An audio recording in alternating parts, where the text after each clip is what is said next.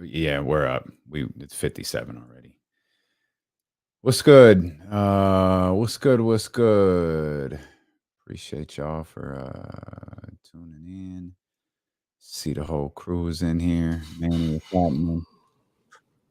Kurt, what's good? See, can you say something real quick so I know it's check. Okay.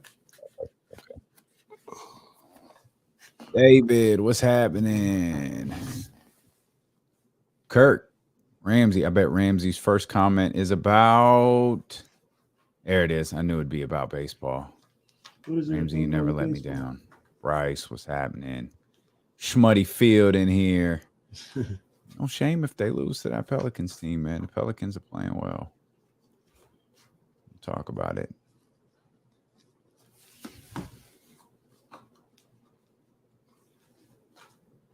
Dave Garcia, what's happening, baby?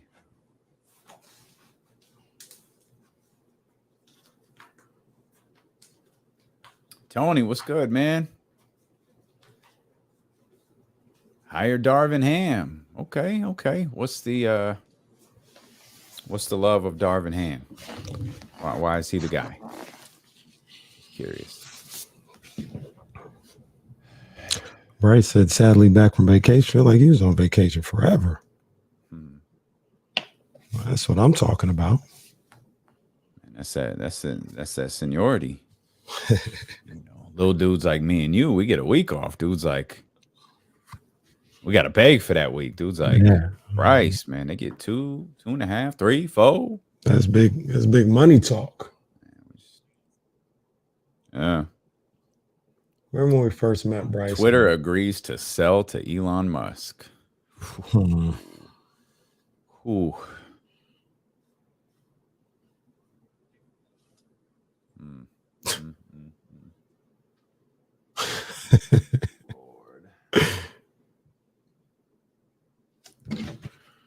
Man, this dude, he worried about Twitter. Get that damn truck going, man. Worried about the wrong things, brother. The wrong things. Shoot, Ramsey, it's way harder than that, bro.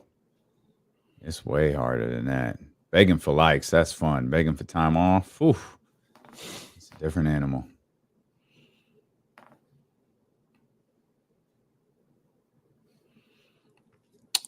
Oh, it's show time. I'm about to say something. Resident Twins fan in here. See you, Chris. Chris loves his Twins. Showtime.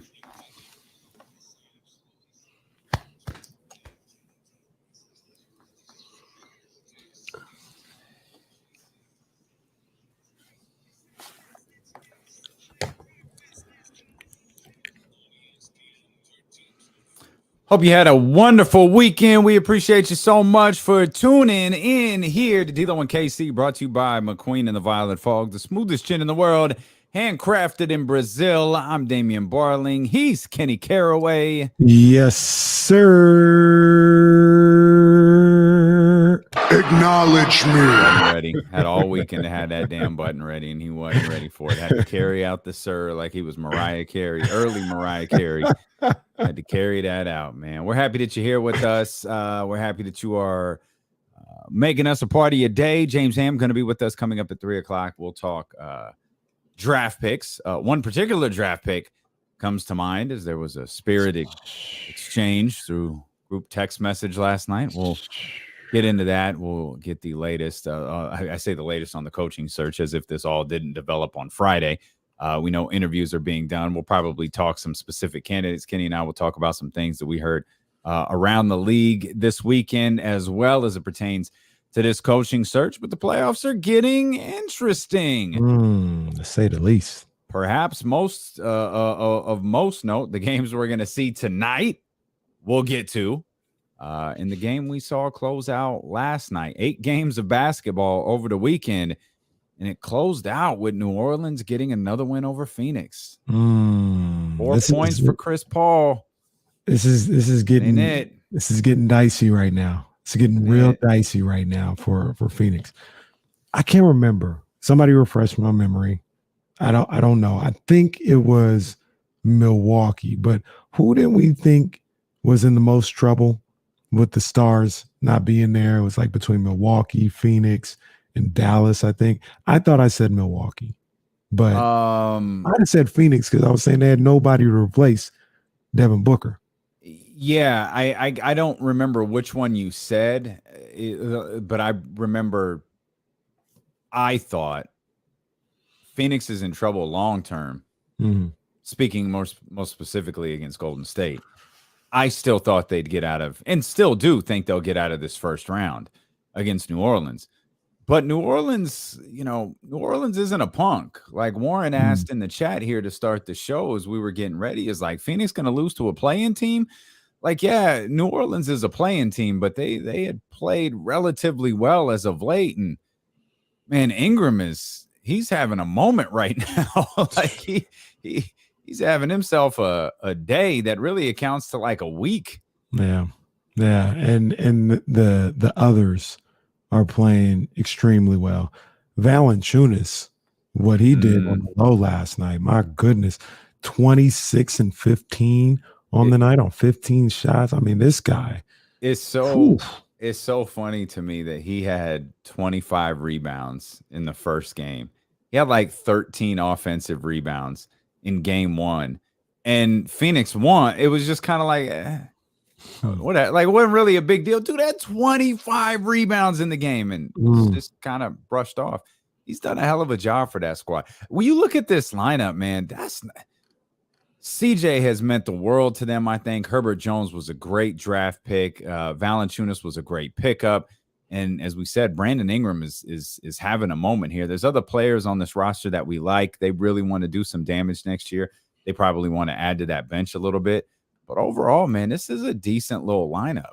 It is. And, it always ties back into what goes on here in Sacramento. I mean, this isn't something that they didn't tank their way here. They got a good haul for Anthony Davis, which got him Brandon Ingram. But other than that, yeah, you go out and get CJ McCollum. CJ McCollum is a really good ball player. I love him, but it's not like that's not somebody you're tanking for the tanking crowd. You go out there, you go get a CJ McCollum. Valanciunas, good NBA player. Mm-hmm. I don't think he's ever been an all-star, but he was the right fit with what they were doing. And then you look at all the other guys, the others for them. I mean, you talking about Devontae Graham. You're talking about Larry Nance Jr. You're talking about obviously Herb Jones and what he brings to the table, and Alvarado. I mean, a game changer. Oh man, the Alvarado creep. You got Chris Paul. He got him. He got him with the Alvarado creep.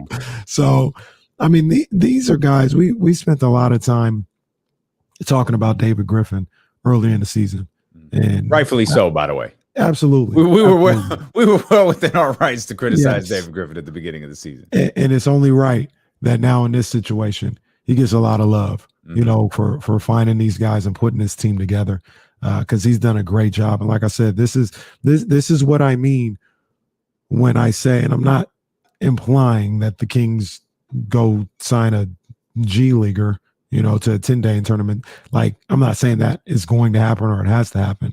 Then when I talk about this team not being far off, you don't need a bunch of stars anymore. Like you have two guys that are really, really good.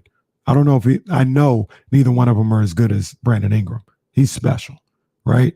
But you got a guy that's potentially as good as CJ McCollum. You got a guy that's as good, if not better, than Valanciunas.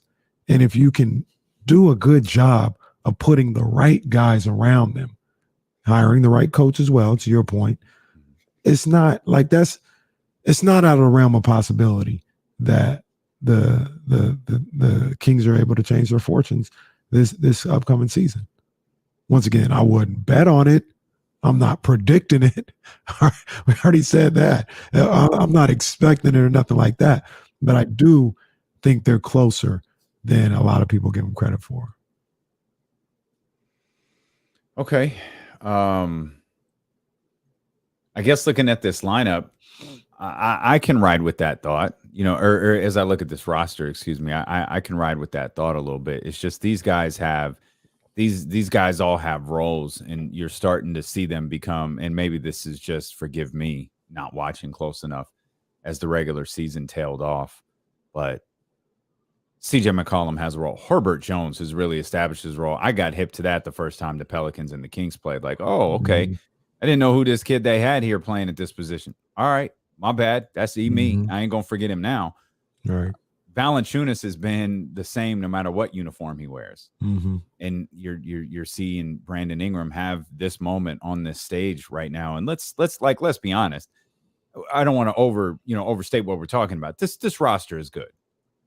They're where they are right now because of what Brandon Ingram is doing. Yeah. Brandon Ingram is playing out of this world. He's a superstar. He is a top level talent in this league. 100%. And we asked the question when Booker went down, is Brandon Ingram the best player in the series now that Booker's out? And I asked the question on top of that, he might have already been the best player in the series. No disrespect to Devin Booker, but Brandon Ingram might have already been the best player in the series. He might have been, but it boils down to who's the best team. And the series is tied at 2. I still believe the Phoenix Suns, without Devin Booker, are a better team than the New Orleans Pelicans. But in order for things to click the way that they need to beat a team that seems to be playing with all of the confidence in the world right now, you can't have 8-point nights from Mikal Bridges. You can't play 41 minutes and score 8 points. Like, no. With Ayton out, with Booker out, excuse me. I'm not looking to Cam Johnson to fill that role. I'm looking for the other starters to fill that role, specifically DeAndre Ayton and Mikal Bridges to pick up that scoring load. Let Chris Paul do what Chris Paul does. With that said, that can't be what Chris Paul does. I don't know what that is. He's good for one of those every once in a while. Okay, that's all right. That's all right. You got it out of your system. You're gonna have to go back to being the point guard tomorrow night. Absolutely. I mean, my goodness. Chris Paul, I thought it was a typo when I saw it. 4 points on 2 of 8 from the field. You thought it was a typo when you saw it. It was rougher to watch. Oh my goodness. I was watching the game and it was like it didn't feel like a 4-point performance. So right? when I feel like when Devin Booker is out there, maybe that's not fair, but maybe when a dominant scorer is out there, I'll just say Devin Booker. Chris Paul can have 4 points and you don't think of it. But when you're actively looking for scoring on the Phoenix Suns, it's like, yo, where are you going to get it? Yo, Chris, damn, Chris missed again. Oh, now Chris ain't shooting. What the hell is going on here? And then you pull up the box score in the fourth quarter and it's like, oh, CP, this ain't going to get it done. Well, and look, and here's the other thing about it. I know they had to do it. It's a different situation when Devin Booker is there. And get your money by all means. But Mikal Bridges got the max extension or whatever. Yeah. 4 for 90. Yeah. You're making 21, 21, 23, and 24.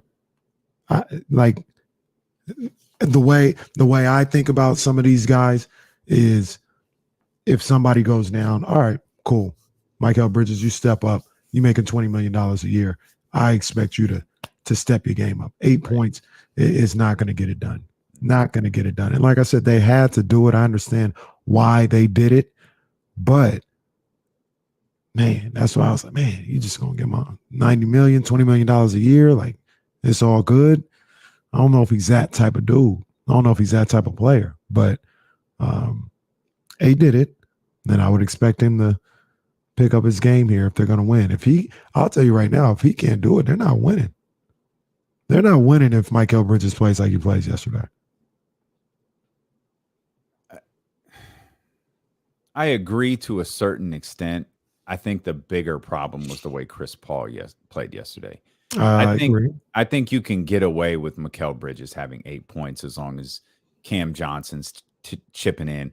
DeAndre Ayton's doing what he did last night, scoring in the paint, very efficient. By the way, you talk about guys who got paid. How about guys that didn't? DeAndre Ayton didn't. He out there trying to put in work with Devin Booker out. Boy, everybody's going to – that whole front office is going to look at this roster sideways this coming offseason if they can't get past the New Orleans Pelicans without Devin Booker. That's not an indictment of Chris Paul or excuse me, that's not an indictment of the New Orleans Pelicans. That's a 63-win team, not getting the job done in the first round of the playoffs, regardless of who they were going against. Yeah. But yeah, there's it's going to be a lot of talking. It's going to be an interesting offseason for the Phoenix Suns should they not be able to get the job done. With that said, I think they're still going to get the job done, even if this series stretches to 7. I still think, as intriguing as New Orleans has been over the last week and some change, I still think Phoenix, from top to bottom, is a better basketball team. I'm not 100% sold on it. I didn't like what I saw last night. It's a 63-win team. Don't drop them down to one game. Come on, this is a good basketball team. That's not a 63-win team that went out there. Ain't Devin Booker out there. That's not what that's fine. But they won the game before, didn't they? They did. They did. But I didn't like what I saw last night. Okay, that's one game. It's the last thing you saw. You're getting a little emotional. You're getting a little emotional. We'll come back. There's a whole lot of people getting emotional when it comes to the Celtics and the Nets. We got that coming up. We'll talk the Nuggets forcing the most useless Game 5 in history. That's on the way. We're talking a lot of NBA, including the Kings coaching search. As D'Lo and Casey continue here on Sacramento's #1 sports station, ESPN 1320.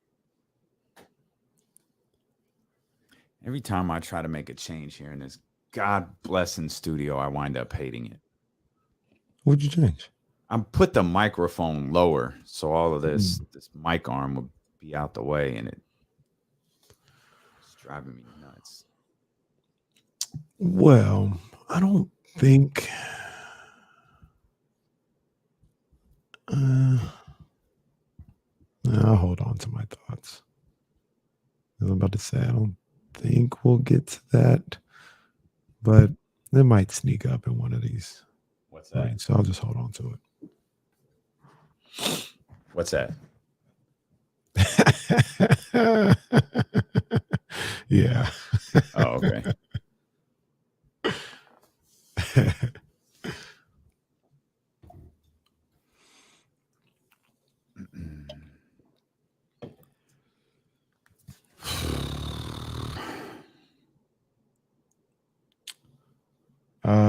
Lazy. I mean, maybe he's a good ball player. Maybe. You guys are forgetting positions. Yeah. I think that's so important to this. I think that's so important to the acquisition of. Like there still would have been there would have been a hole, regardless. Like you go with Sabonis, you still got to hold the 2 guard. You go with CJ, you got a hole inside. With Rashawn going through whatever he's going on. So I feel like it's Sabonis. Long term, I feel like it's Sabonis. I feel like you can go find you a wing player in a number of different ways. I don't know if you can find a center like that that complements. Not one who can do all of the things that he does, who can pass the way that he does, who can. Yeah.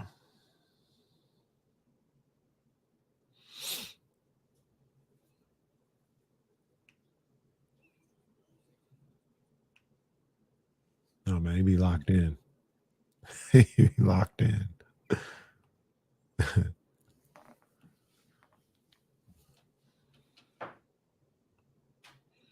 See, John Lynch spoke on Debo. Check this out. I'm not going to talk about that much today because I don't think that's productive. I don't want to speak on behalf of Debo and his team. And I think it's not. We can run that.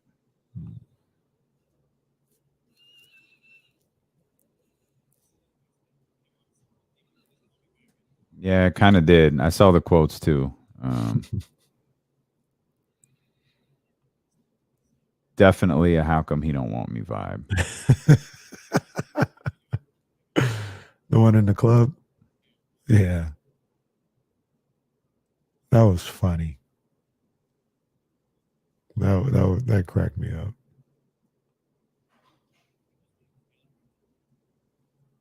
Oh, is she seriously calling me again? Well, I mean, like I said, Jesse, if they want a battle, it can get uncomfortable. It can get uncomfortable. They already was going to pay him what he wants. Well, it depends on what you believe. Mayoko said seemed like they were willing to go from 22 to 24. But they never got a chance to get there. Better do it now before Nick Bosa's contract next year gets announced and you're angry again. Well, look, and they yeah. I hate even going there. But I don't like you're under contract. You're under contract. Yeah.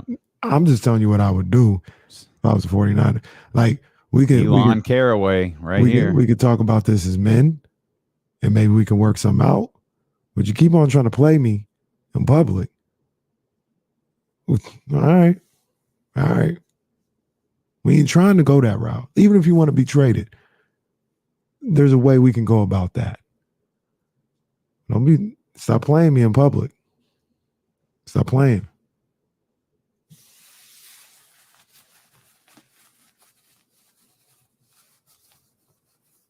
Wow, it's cold. It's a cold world. Cold world.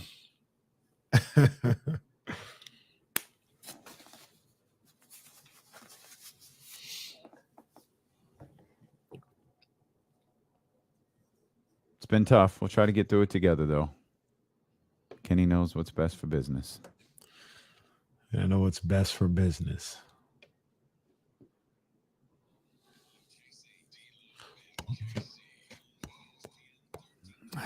Wait till y'all find out later how Kenny Caraway has joined the authority. It's a cold world out there. That's my hand is being forced, man. My hand is being forced. Wait till y'all hear. Hey, we're gonna start calling him Jerry Caraway, Jerry Jones Caraway right here. Wait till you hear this. I think Kenny joined the NFL. I think Kenny's an NFL owner. The way he hates black coaches and the things he was saying during that commercial break. Wait a minute. In the NFL, I love black coaches. I love that you said in the NFL. Well, in the NBA, we good. We could treat them. We could treat them. Like coaches, because we get work. I love that you said that. That's my favorite thing ever. I don't say nothing bad about the black coaches in the NFL. Just NBA. That's like saying I don't say nothing bad about NBA players.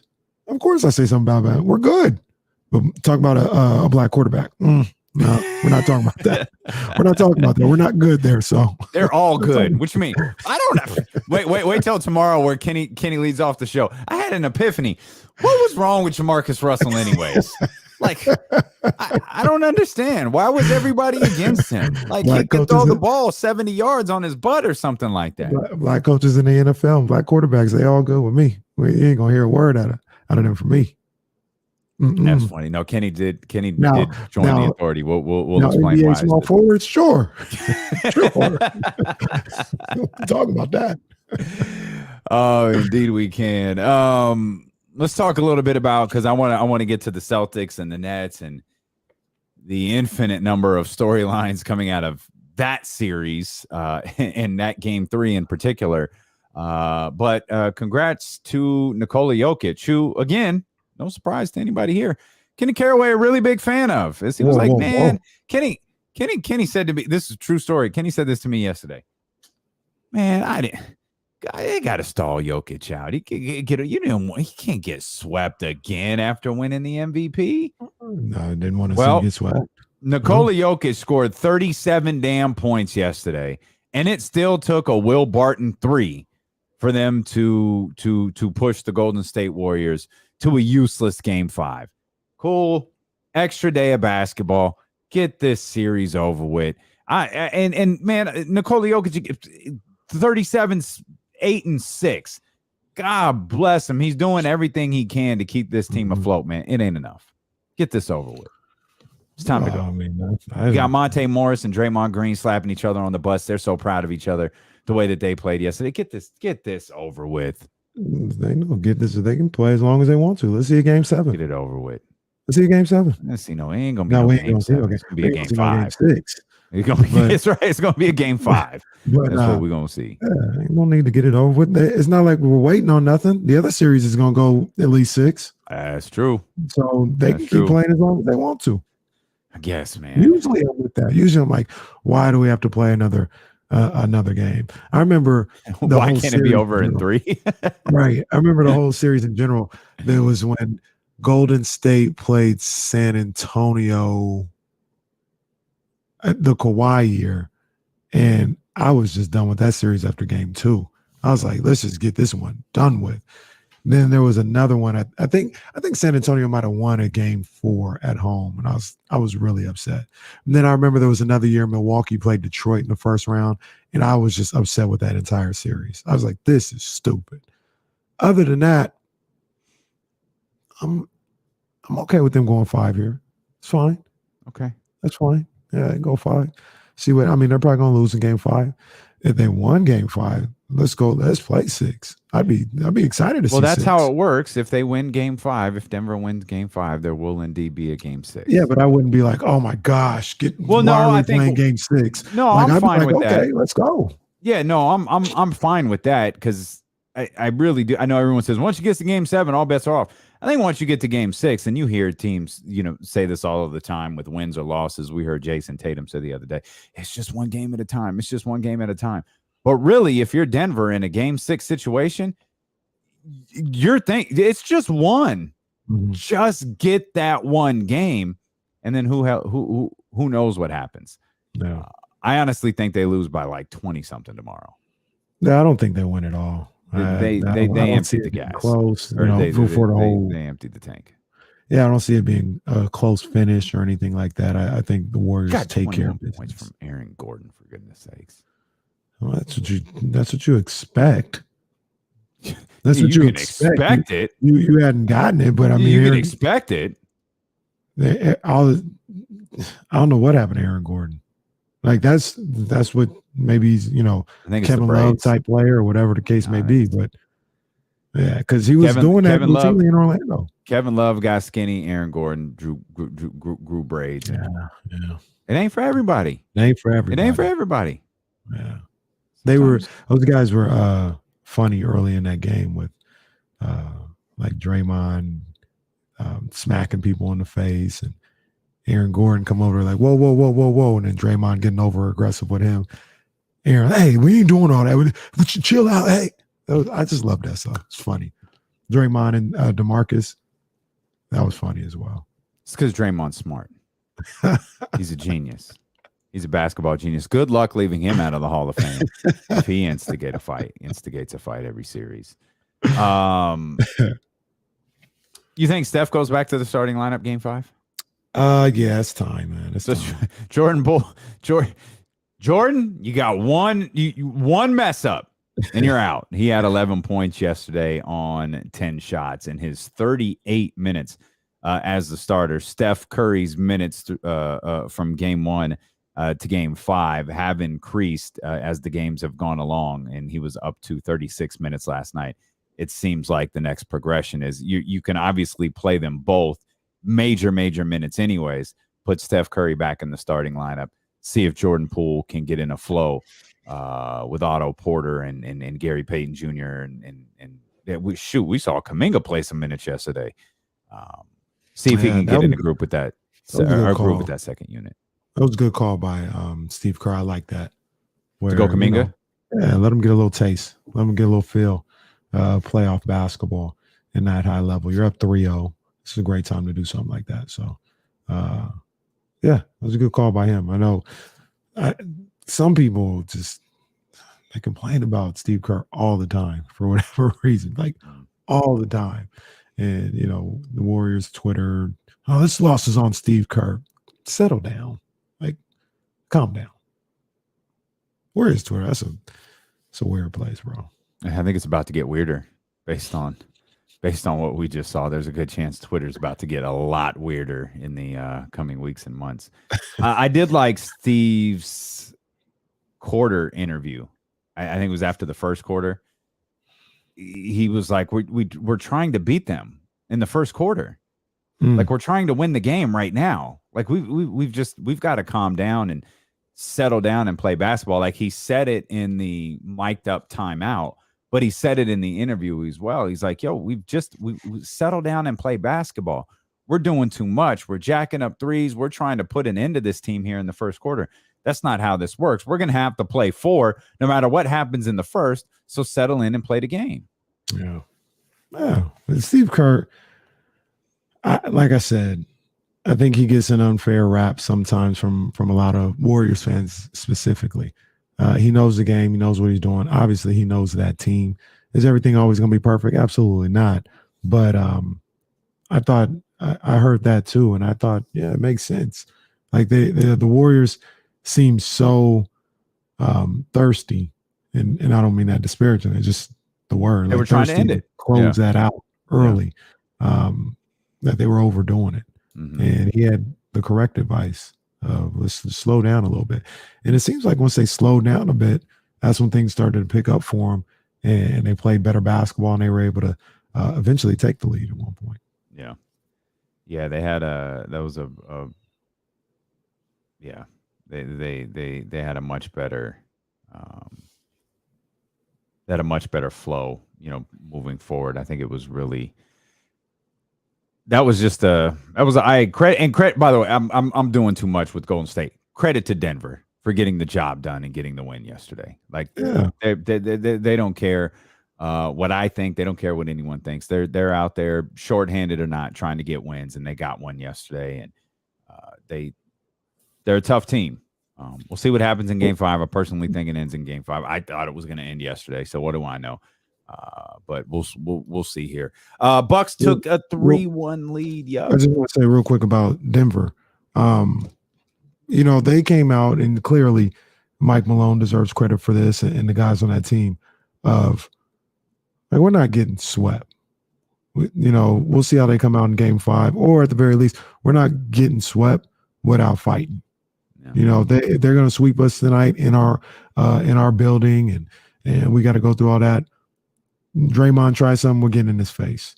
Defensively, we're getting back at it. Bones, you're going to play a bigger role here, and we're going to use your energy. We're not going to just go down just to go down. Like we're going to have to get after it, and if they beat us, so be it. But we're not lying down here. And I love to see that from a team that takes pride in that particular situation of if you beat us, you beat us. But you're not going to just walk all over us without us trying to do something. So credit to Coach Malone and that whole Nuggets roster. It's a tough team. And they didn't roll over yesterday, as it feels like we've seen a couple of teams, or at least one, roll over recently. And we'll get to them in just a minute. Heat, Bucks, 76ers, they're all up 3-1. Nothing terribly surprising, I think, in any one of those series. Joel needs to calm down. He was doing a little bit too much at the end of that Toronto Raptors game, where he good form tackle on Pascal Siakam, but not needed in professional basketball. So I don't really know what the purpose of it was. Even Siakam's like, bro, what are you doing? And then he does the little goofy golf clap at the end of the game. It's like, I really do. I don't know if you're embarrassed. I'm not. I don't know what JoJo's vibe was, but Joel, fam, calm down a little bit. You good? Like, they're a good basketball team over there. They got the job done. Relax. You up 3-1. I don't know what that was all about at the end of that game. I really don't. I'm like you just mentioned. You're up 3-0. You had a great moment in Game 3. You're in control of this series. You're going to the second round. What are we doing that for? And then, like you mentioned, what's the reaction all about? Like, what? I don't know. I have no idea what's going on with Joel Embiid in that situation. No, I have no idea. Maybe he thought Siakam was going to take a 3 and, felt maybe disrespected or whatever, but I don't know. I don't either. I thought he was trying to call timeout, to be honest. I thought that's what Siakam was doing. He was calling timeout. Joe was like, not on my watch. What? Like, what are you talking? What are you doing? Siakam literally was about to call a timeout, and Joe was like, we're not having that. What? Yeah, no, that was strange. They should end that tonight, though. That's what I'm expecting. Series ends tonight.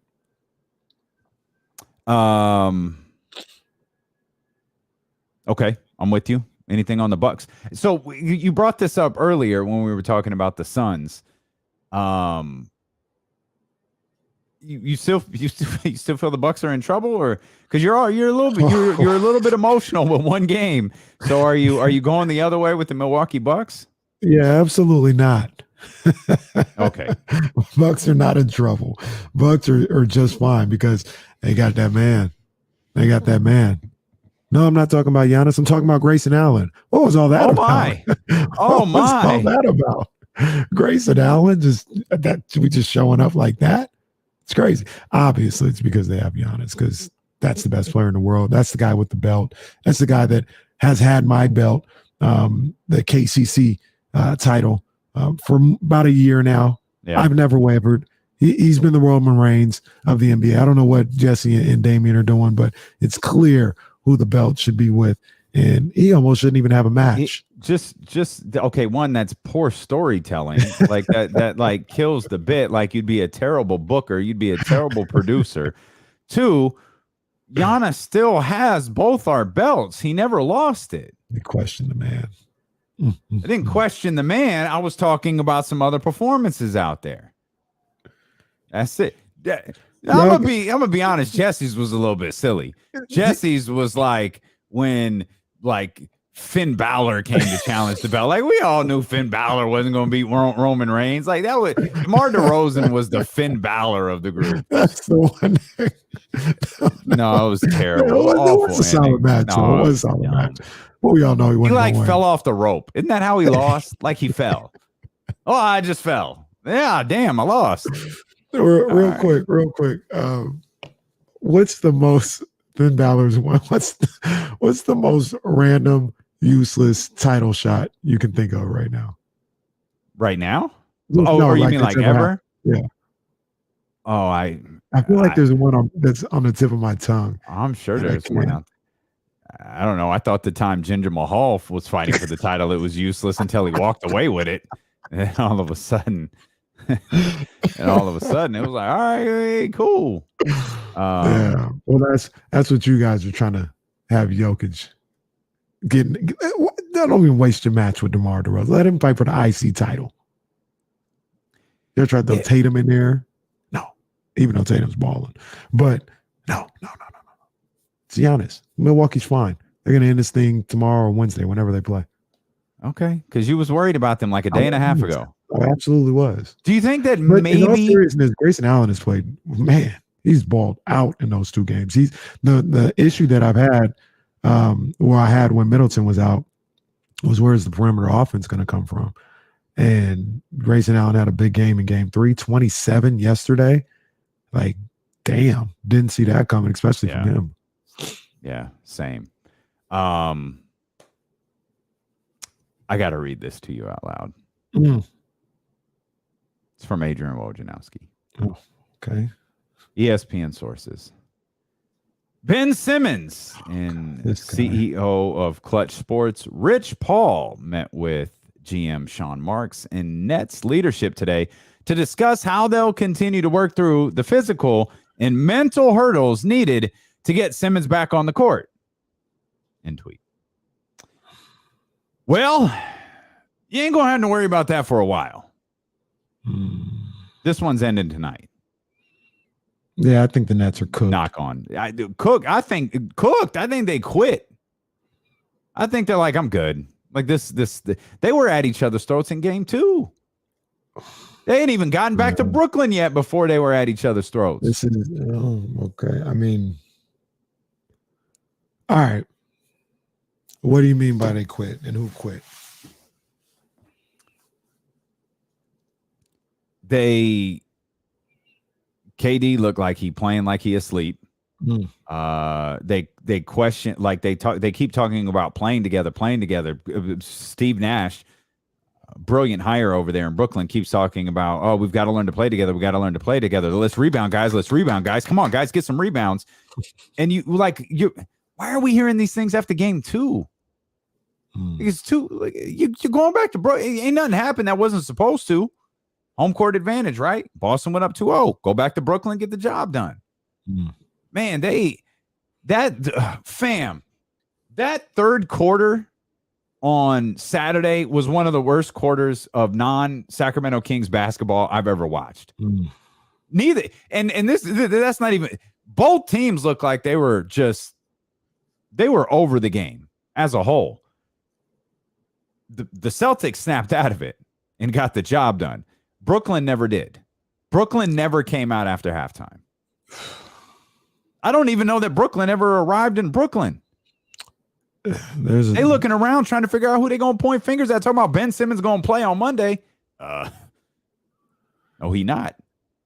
All right, let's start with the Nets, because Ben Simmons, we'll talk about Ben Simmons. Let's start with the Nets. Saturday, game 3. That was I'm not gonna say that I've seen every game of his career or anything like that. It's one of the worst games I've ever seen Kevin Durant play. I mean, he looked a mess, a complete mess. And I've never seen him with a combination of the turnovers and that lack of aggression. That was terrible. That was absolutely terrible. And it gave me flashbacks, Damian. Gave me flashbacks, because there was something I said a long time ago about Kevin Durant. And I love the way he plays. Unbelievably talented. One of the greatest players we've ever seen in this game. I made a top 10 list. He's one of the top 10 ball players to ever play the game. Today. That's not changing. All right.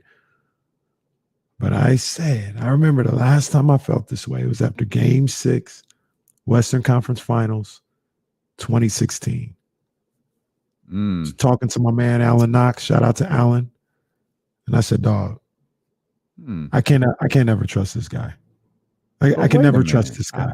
I thought that was all Russell Westbrook's fault. No, it wasn't all Russell Westbrook. Don't get it twisted. Russell was terrible as well. Calm down. But Kevin Durant is supposed to be that guy. He's supposed to be that guy. And what I saw from him in that situation, I said, I can't trust this dude. I can't trust him.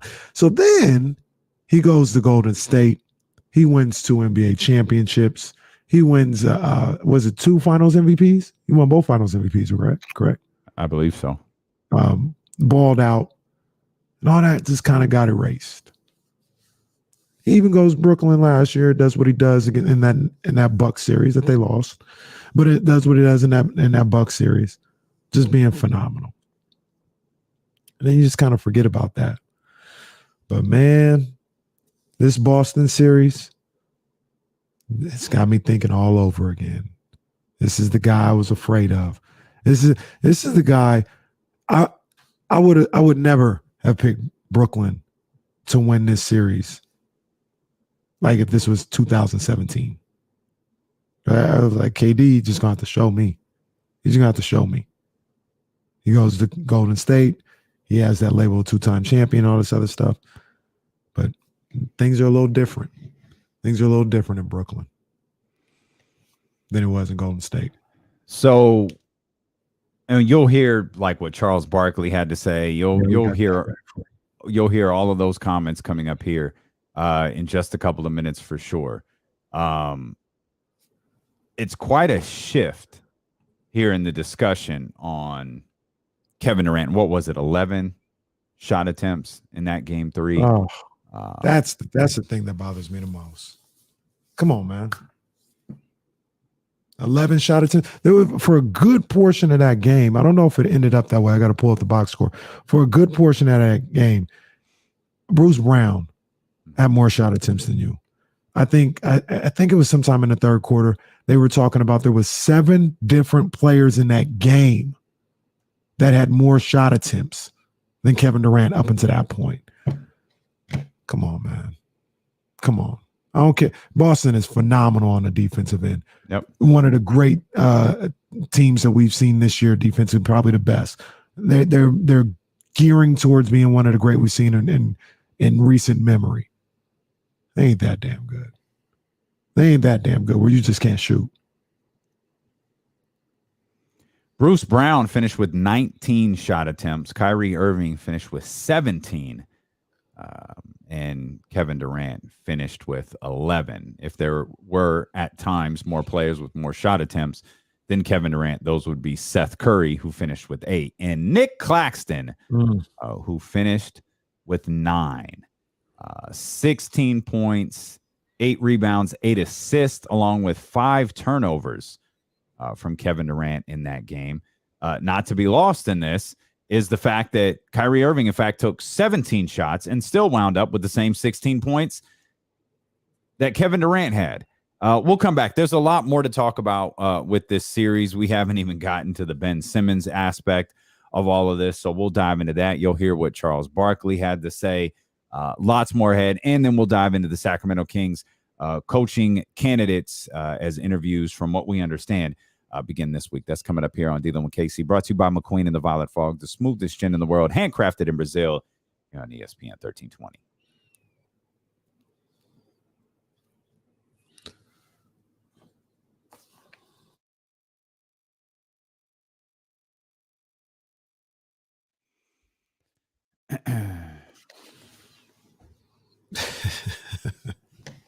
KC, do you think KD was ever the best in the world? What up, JT? First of all, I think the closest he got was last postseason. That was and I don't even know if he was the best. I think that was a Money in the Bank. And him and Giannis cash in. Yeah. Okay. Well, no, it was not even Money in the Bank. The title suspended. A vacant title. I gotcha. It was him versus Giannis. I gotcha. I don't ever feel like he was better than LeBron.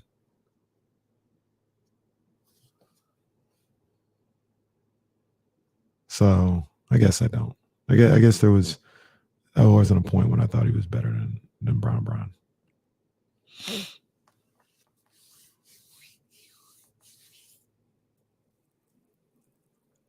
Very good. I don't know. If do we need to take Katie's penthouse card away? Let's talk about it. Don't answer me. We'll talk about it when we get back. Yeah, I didn't hear about that. No, you didn't hear what I said. Which is good. That's show material. Dr. David, I don't know if you're talking about the same thing I'm thinking about, but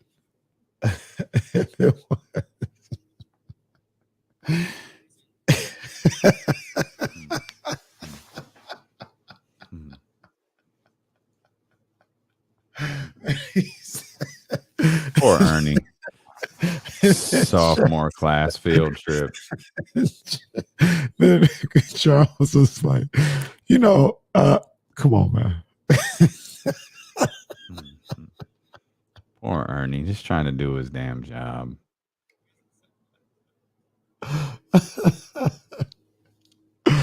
Oh, man.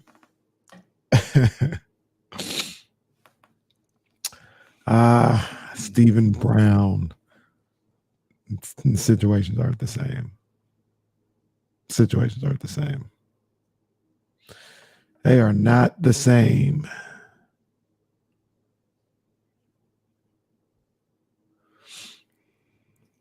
In what way, Jesse?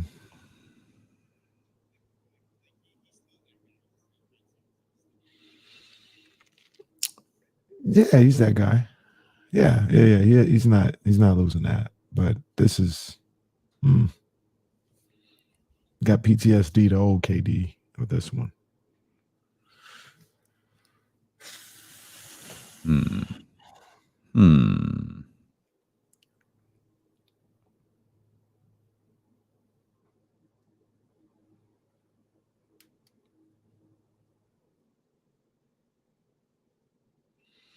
I'm surprised Atlanta. I'm not surprised Atlanta got one. I'm surprised how they got one. I thought the Heat had them. I thought they were filleted. The crazy thing was they actually started out well yesterday. And then just who did? Oh. Yeah, he had a couple moments. Yeah.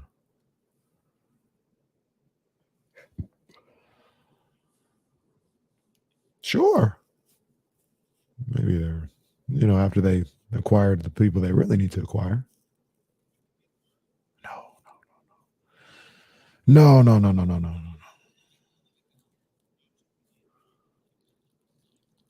That's what I'm saying. After you get your third option, maybe you can go look at Victor Oladipo.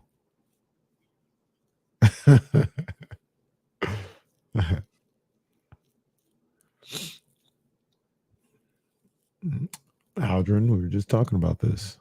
Sure, you can go after Victor Oladipo. Sure. Some awfully interesting conversations going on in the chat house right now. They Aldrin J, one of the guys in the chat house, he asked a question because we had mentioned a little bit about the Heat and the Hawks or whatever, and Victor Oladipo had some good moments yesterday. And he said, would y'all go after Victor Oladipo on free agency? Sabonis would like that. And I say, sure, absolutely, you can go after Victor Oladipo.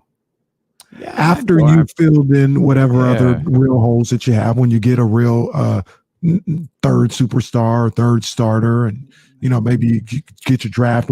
After you do all that and handle the positions that you really need to handle and the roles that you really need to handle, and you got an extra couple dollars lying around, sure, you can go after Victor Oladipo then. I remember in the moment, not in hindsight. You go after Victor Oladipo like you did Rashawn Holmes. Yes. Rashawn Holmes was like a 10th day free agent signing. Mm-hmm. Hey, you want to come here? Sure. Okay. Worked out for Rashawn. Maybe it could work out for Victor Oladipo. Yeah. I don't envision a scenario where Victor goes, you know where I can rehab my career? Sacramento. That's the spot where I can get healthy and get cooking. Could be a spot for him, though. We'll talk about Kings. We'll talk about Kings basketball coming up here in just a couple of minutes. As we mentioned, some interesting conversations going on here in the chat house. And I mentioned to Kenny, there's a lot of talk about Kevin Durant after this weekend. And I asked Kenny, do we need to take KD's penthouse card away? He can't get into the penthouse with Nikola Jokic and Giannis Antetokounmpo and LeBron James anymore. We can have top floor. He just, nice little high level, just not in the penthouse. No, we're not taking it away yet. Oh, he's still up there. He's still up there. I mean, if you ask some people, I don't think it's crazy to say this either. I really don't think it's crazy to say this. I don't agree. I'm not there yet. I'd much rather be late than early to this situation. But if you ask some people, you say he need to get that penthouse card to Jason Tatum. Because some people out here saying Jason Tatum. I disagree. Right now. I'd argue Jason Tatum has beat him up and taken the card from him. Well, there's that too. And this is, Damien, this is what I talked about a little bit, man. Before I remember this, we was talking and we were talking about this series, and you're not the only one. It's not just Damien. It's a lot of people. I said we were talking about prove and having something to prove or whatever, and I just kind of was ready to talk. I was like, are we positive Kevin Durant has nothing to prove? No, we're positive. Positive. It's not even a discussion. I was like, well, okay. And this is the issue. Just for the record, I still don't think Kevin Durant has anything to prove.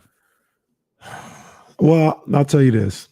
He's playing like he don't have nothing to prove. He sure the hell is. He's playing like I'm a made man. And this is I'm gonna sound like a old dude right here. So forgive me. But after 2 championships, Mike, Kobe, they never felt like they had nothing left to prove. They never felt like I'm a made man. I don't have nothing to prove to nobody. Mike, Kobe, if some young dude like Jason Tatum was trying to get at them and take their spot, they never looked at it, from my memory, as, well, I ain't got nothing to prove. And that's the vibes that I'm getting from Kevin Durant. Like Tatum is going to take his penthouse card. He's going to punch him in the face and take his penthouse card. And Katie, like, I mean, you can take it. I ain't got nothing to prove. That's how it comes off. I just don't think that's just like I don't think like you just took Kevin Durant from the penthouse and put him in whatever is above that by talking about guys like Jordan or Kobe. Like, that's not normal. Like, there aren't a bunch of guys like that. Not everyone has that drive. Not everyone has that, I will burn your punk ass to get what I want. And it's another trophy. And if you're in my way, that's your problem. It sure as hell ain't going to be mine. There's a couple of people who have that. I think Kevin Durant does. And I don't even think it's a big deal that Kevin Durant does. I don't even know that there's a person in the league right now that has that. I was going to say, I think LeBron wasn't satisfied with, and I'm not saying Kevin Durant is satisfied, but I don't think LeBron looked at 2 and was like, I got nothing left to prove now. He may have only thought that after the third one, after they beat Golden State. And he still went out and was like, well, I'm gonna go get one in LA. But LeBron doesn't do that to prove anything. LeBron does that for him. LeBron went to 10 straight NBA finals and people acted like that was normal. Oh yeah, but he's 3-7 or he's this and that. He went to 10. Y'all didn't know June for an entire decade without LeBron James. And it wasn't enough.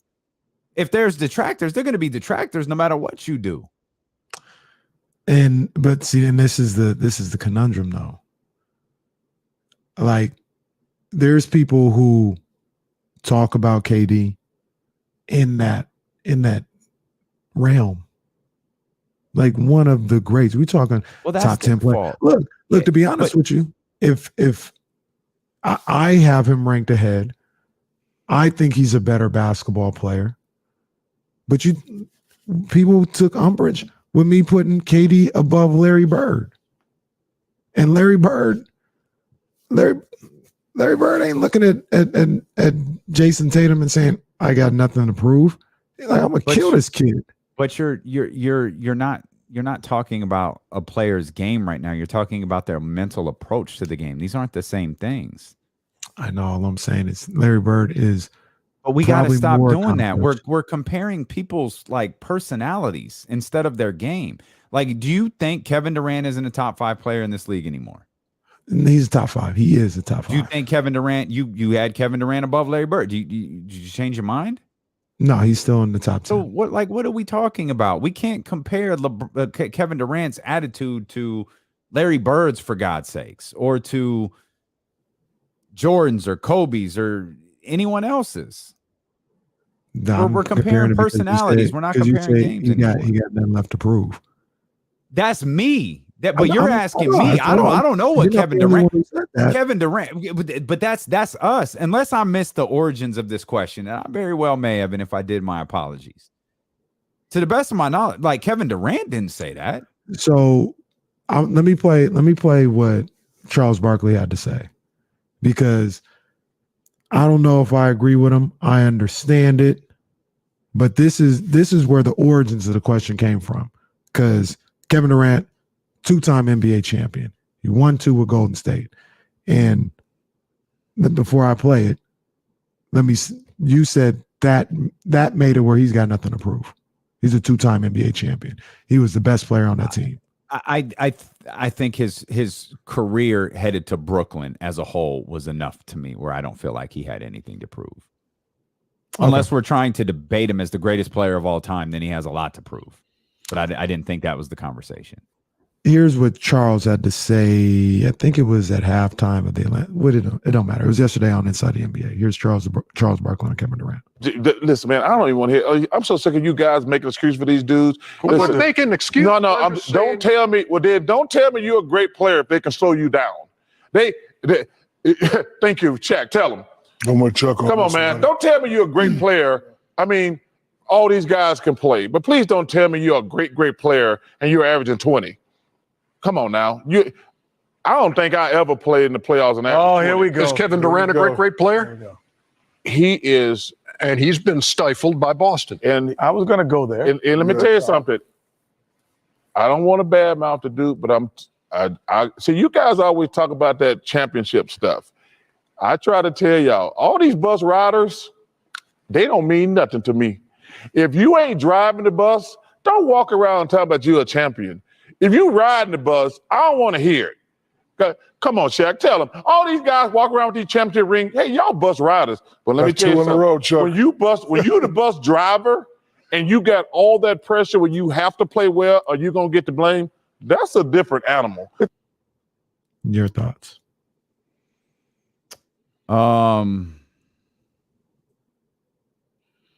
Charles averaged below 20 points per game several times in his career.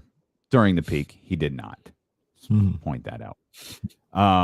During his peak, he had people by the throat, probably literally and figuratively. I don't know what to make of what Chuck said. So, like, he's what the bus rider thing is. He hopped on Steph Curry's bus and Steph drove him to a championship, or the Warriors, or however. It wasn't KD driving a bus. He wasn't Jordan. He wasn't this. He wasn't that. I just don't agree, man. I just don't agree with that. I say this again, and I get that it's a part of the game. It's how this works. It's what we do. You could call it backcourt awareness. You call it whatever you want to, but a centimeter is the difference between Brooklyn being in the finals last year and not. Mm-hmm. Like if Brooklyn, and I'm not saying Brooklyn goes on to win the championship. I'm just saying that's what we're talking about here. We're talking about a centimeter at most. That game's over. That series is over. Brooklyn wins the title. Are we having this conversation? Second title on a second team? If we win the title, absolutely not. We're not having this conversation, but that's the conversation. Okay, so the conversation is, and here's the only reason, because I agree with you, he was the best player on the team, and it's a little more like you had to be there. It's a little more than just saying, oh, he wasn't the bus driver, right? Like this is where I say I kind of understand, but I don't know if I completely agree, because it's complex. He was the best player, but I don't think he was the bus driver. There was nothing complex about it. He was the best player on the team. He was not the bus driver, and I'll tell you why. He wasn't the one facing complex defenses. That was Steph. I remember all the time, KD would get that ball one-on-one. It's like shooting fish in a barrel. And teams would make a decision. Teams approached the game those 2 years and said, let Kevin Durant beat us. They told you how they defended him. They defended one-on-one. They never double teamed. Like we can't leave Steph and Clay. Double off of? That's the point. We can't leave Steph and Clay, so we won't. But we will let KD go one-on-one. That's the answer. But isn't now that roster construction and not an indictment of freaking Kevin Durant? Well, I don't think they were doing that in Oklahoma City either. They probably would have left Russ. You didn't have Steph and Clay there. That's the point. Well, you have great shooters is the point. We're just so happen to be talking about two of, if not the very greatest shooters of all time. The situation is the coaches are telling you, like, we can't stop everything. We have to give something up. We will give up Kevin Durant one-on-one to make sure Steph and Clay don't get open looks. Isn't that a numbers game? Because if Steph and Clay are getting open looks, aren't those threes versus Kevin Durant potentially penetrating and going mid-range or finishing at the basket? I mean, I'm not an analytics guy, but isn't that what we're talking about? That has something to do with it for sure. But like I said, you've got that. You've got that, right? You can't go one-on-one here. And this is what everybody's saying. When you talk about he has nothing to prove, all those LeBron, Steph, Clay, all these guys that have gotten their rings, Kawhi, they would throw these type of defenses at him. And they found a way to get it done. And KD, outside of those 2 times in Golden State, has not been able to get it done. And I love KD. I think he's a great ball player. But I don't look at it like there's just no question. We're just going to look at his 2 titles in Golden State and be like, he did that because he was the best player. I don't know if he can do it without 2 of the best shooters the 2 best shooters to ever play the game on his team. I know LeBron can because he did it. I know Kawhi can because he did it.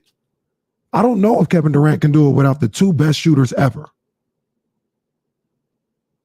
You're listening to D-Lo and Casey on ESPN 1320 KIFM, West Sacramento, KRXQ, HD2 Sacramento, and Odyssey Station, and driven by Lasher's Elk Grove Dodge. So, like, in the end, what are we talking about? Are we talking about Kevin Durant's legacy? So, because you just said he's still in your top 10 greatest players of all time. Mm-hmm. Barring something we've never seen in the history of the league before, I think 3-0, right? We've never seen that before. Never seen that.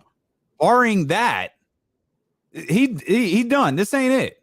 Mm-hmm. Are you taking him out of your top 10? No, I'm not taking him out of my top 10. I guess what I don't understand is what conversation are we having? I think he's got something to prove. You've already put him in your top 10. So what does to prove to what? To prove that he can win a championship without the 2 best shooters in the world. But he's proved to you, the esteemed basketball mind of Kenny Caraway, that he is a top 10 basketball player of all time. Mm-hmm.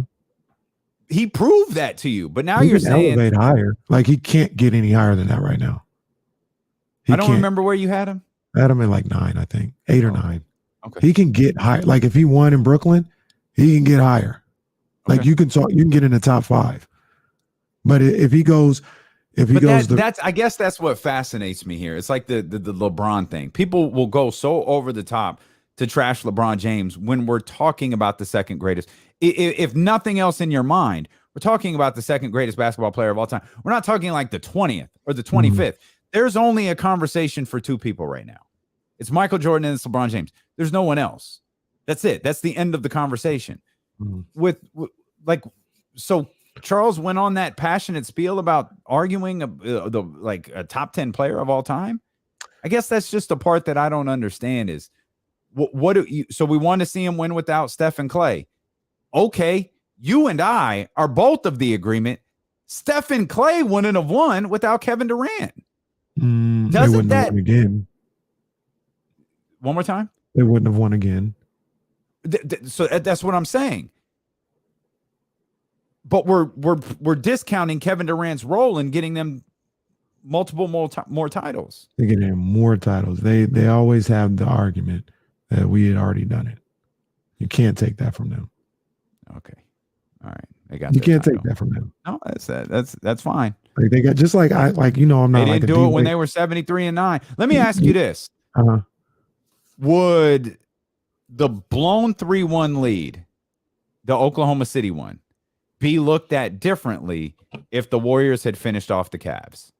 It didn't matter if it was in games 5, 6, or 7. If the Warriors, the 7-3-9 Warriors, had won the championship, would Durant and Westbrook's collapse in that 3-1? And by the way, I pulled these numbers up. The collapse is like 29-9-8, 29-13-11. Like those are the collapse numbers. Is it looked at differently if the Warriors go on to win anyways? Not for me. Is it magnified that they blew a 3-1 lead in a year that the Warriors, after going 73-9, didn't even win the NBA championship? Not for me. Okay. And what when you talk about the 3-1 lead and the way that series was set up, it was really one game. It was game 6, and a game that they were they were in control of. Like, it wasn't like Minnesota up 20. It wasn't that. Right. but they were in control. They had that game. They had it late. Yeah. Mm-hmm. And KD and Russ froze up in that moment. Yep. And I always looked at it as that was their first moment. I believe they would have learned from that. They would have been better the next year, but we never got a chance to see that because Kevin moved on. And I think that sticks in people's mind too. It absolutely does. It absolutely does. So Kevin Durant is great, but I guess this all derives from, and it's personal preference, and it's, we have a I think we both have a great understanding of these things, and we don't fly off the deep end like a Nick Wright, like a Skip Bayless. We're having a good conversation. But, you say he doesn't have anything to prove. I think he did have something to prove, and he still does in his career, that he can get his team to that next level, being the bus driver. Okay. I mean, we could talk about this for the next 3 hours. I disagree. And I'm not the biggest, like, I respect Kevin Durant's game. It's not like I'm a super giant Kevin Durant stan. I just watch him play and don't feel like I get it. He's a bad dude. But I don't look at him like LeBron. I don't look at him like Magic. I don't look at him like Kobe. I don't look at him like any of those dudes. I look at him like Kevin Durant. He's a very unique. He has a very unique skill set because of his size. His temperament is different than those 4 guys that I just named, or however many guys I just named. His temperament is different. And so I can't evaluate them all the same. And KD, I never thought was one of the greatest, but he's a great ball player. If you want to say one of the greatest, like, what were we talking, top 10? Sure. But that's not predicated on him beating the Celtics or winning another championship. Mm-hmm. The totality of his game has shown me enough. I know I'm rare in this sense, but I think championships are.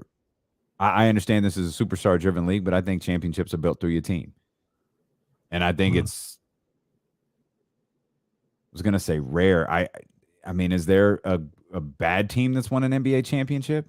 LeBron never led a bad team. I don't think Kobe ever led a bad team. Tim Duncan certainly never led a bad team. Hell, the Raptors weren't a bad team. It's driven by your squad. It's driven by having Kevin Durant out there to help Steph and Clay, or have Steph and Clay help Kevin Durant. However you want to look at it, it's all the same to me. One of the things that I think about, and like I said, I do mean it sincerely when I say I love Kevin Durant, and this is I love the competitive fire and guys going after it. Just going after. I love the competitiveness of certain guys. And I think about, remember when KD went to Golden State, and I think they were playing LeBron I think it was after the first one.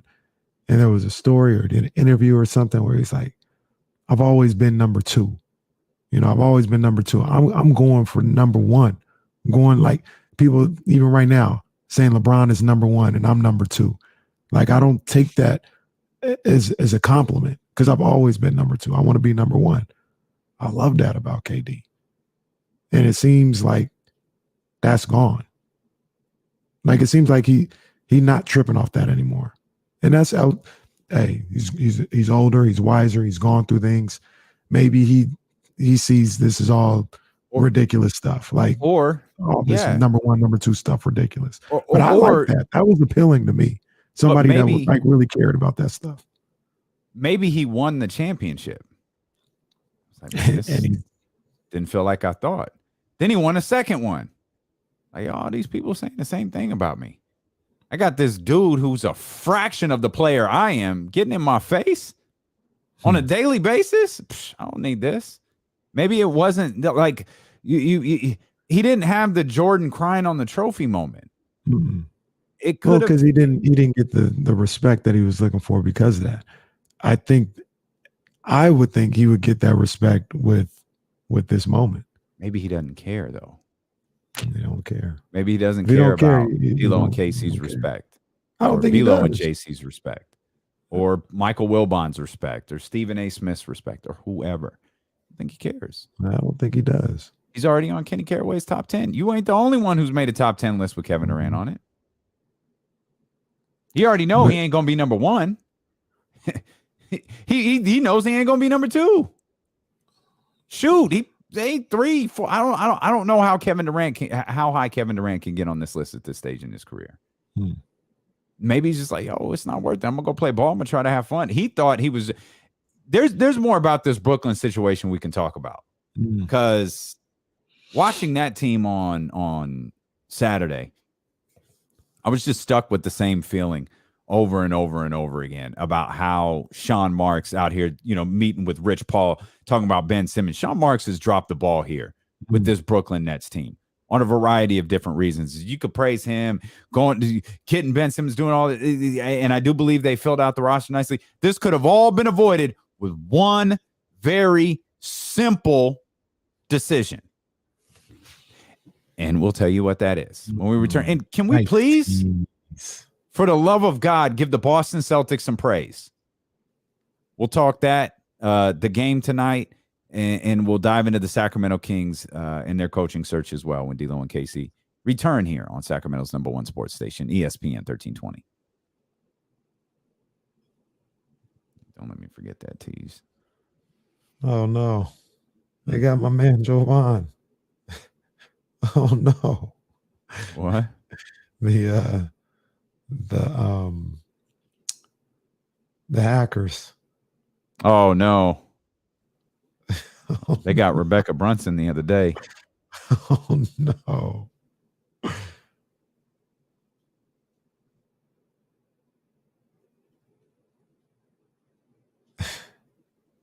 One thing about all this Mark Jackson stuff that I do find fascinating is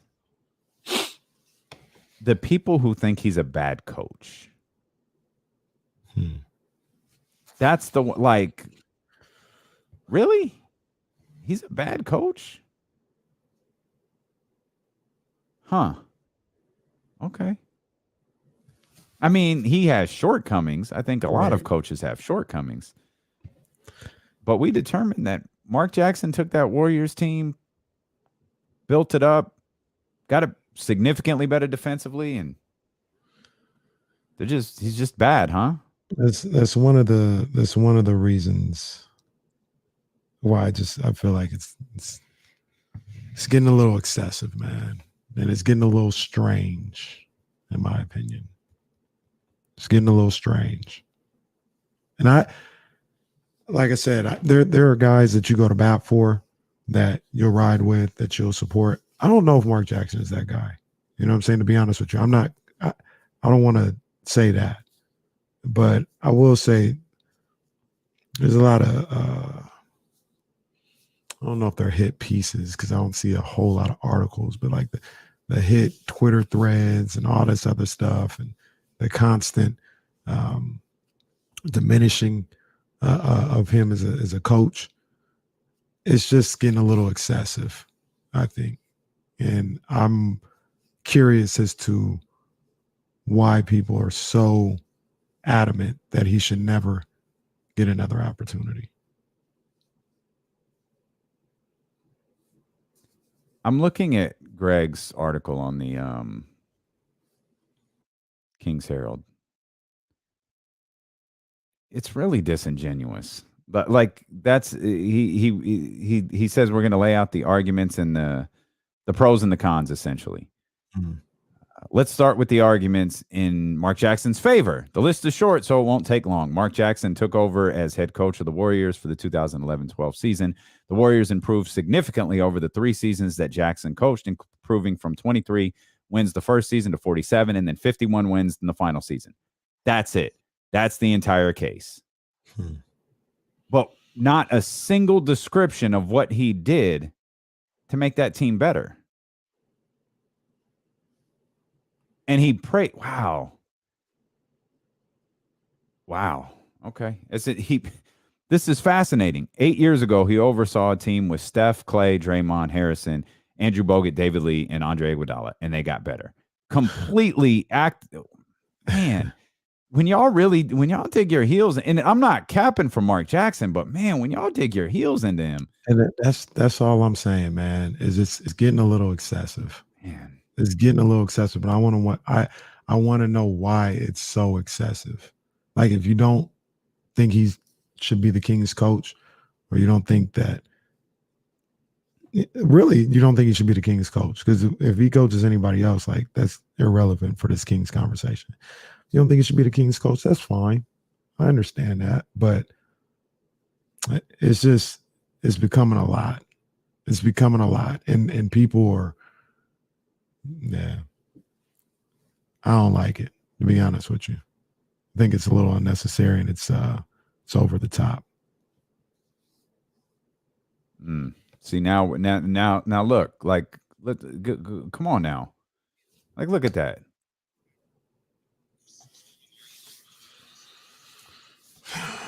That's a bad idea by me.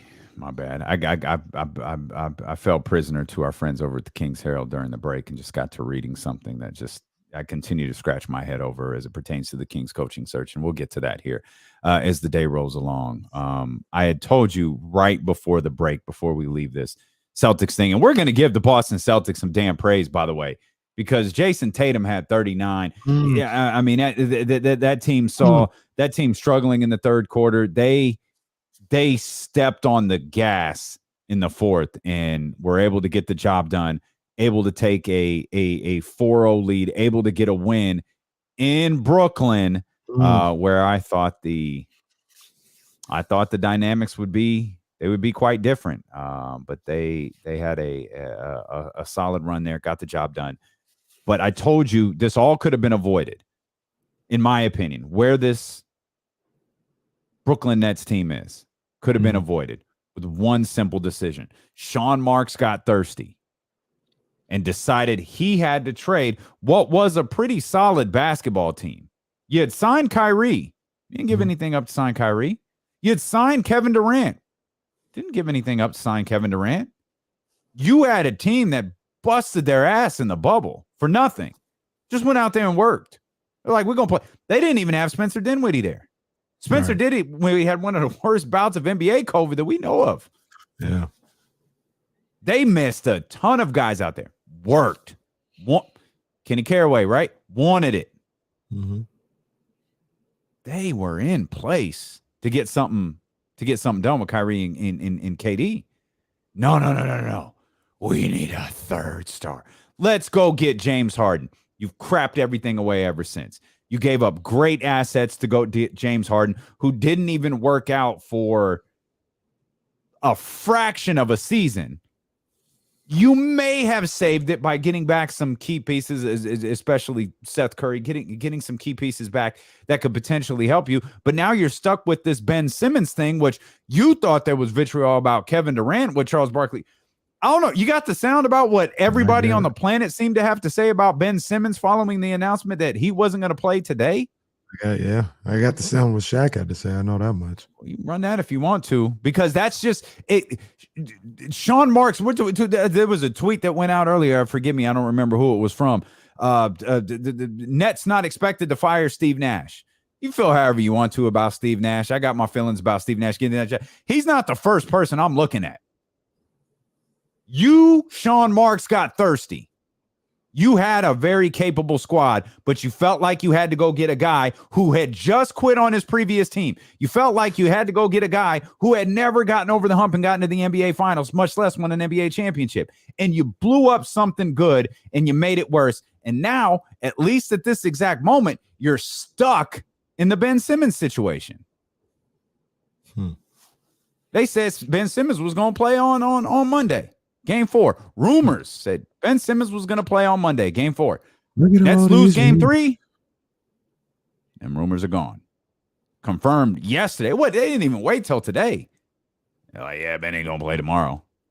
And now there's all these articles and think pieces, and everybody's got these damn takes on. We don't know if that dude's back's hurt. We don't know what his issue is. But we sure as hell know what the optics are. And the optics are bad. And Reggie Miller was unloading on Twitter. Ben Simmons was the butt of everybody's joke yesterday, and you said you had some sound from Shaq. So, this is a situation Sean Marks got himself in. Before we get to Ben Simmons, I want to stay on this Harden thing. Dear Sean Marks, what you're saying is right, and the biggest piece to all of that, in my opinion, is Jared Allen. Like Jared Allen with Kyrie and KD, that's formidable. That is some good stuff right there.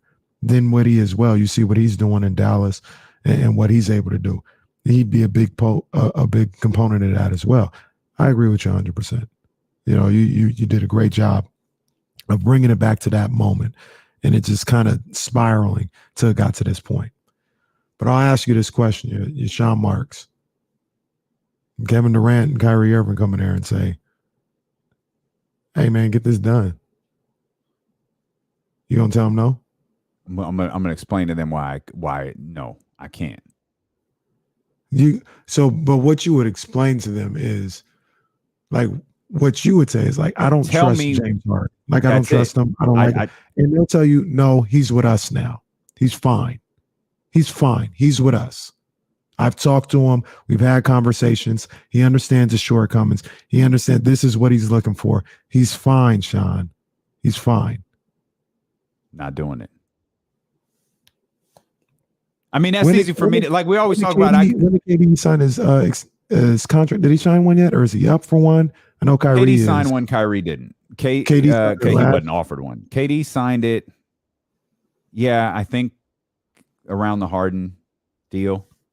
So this is what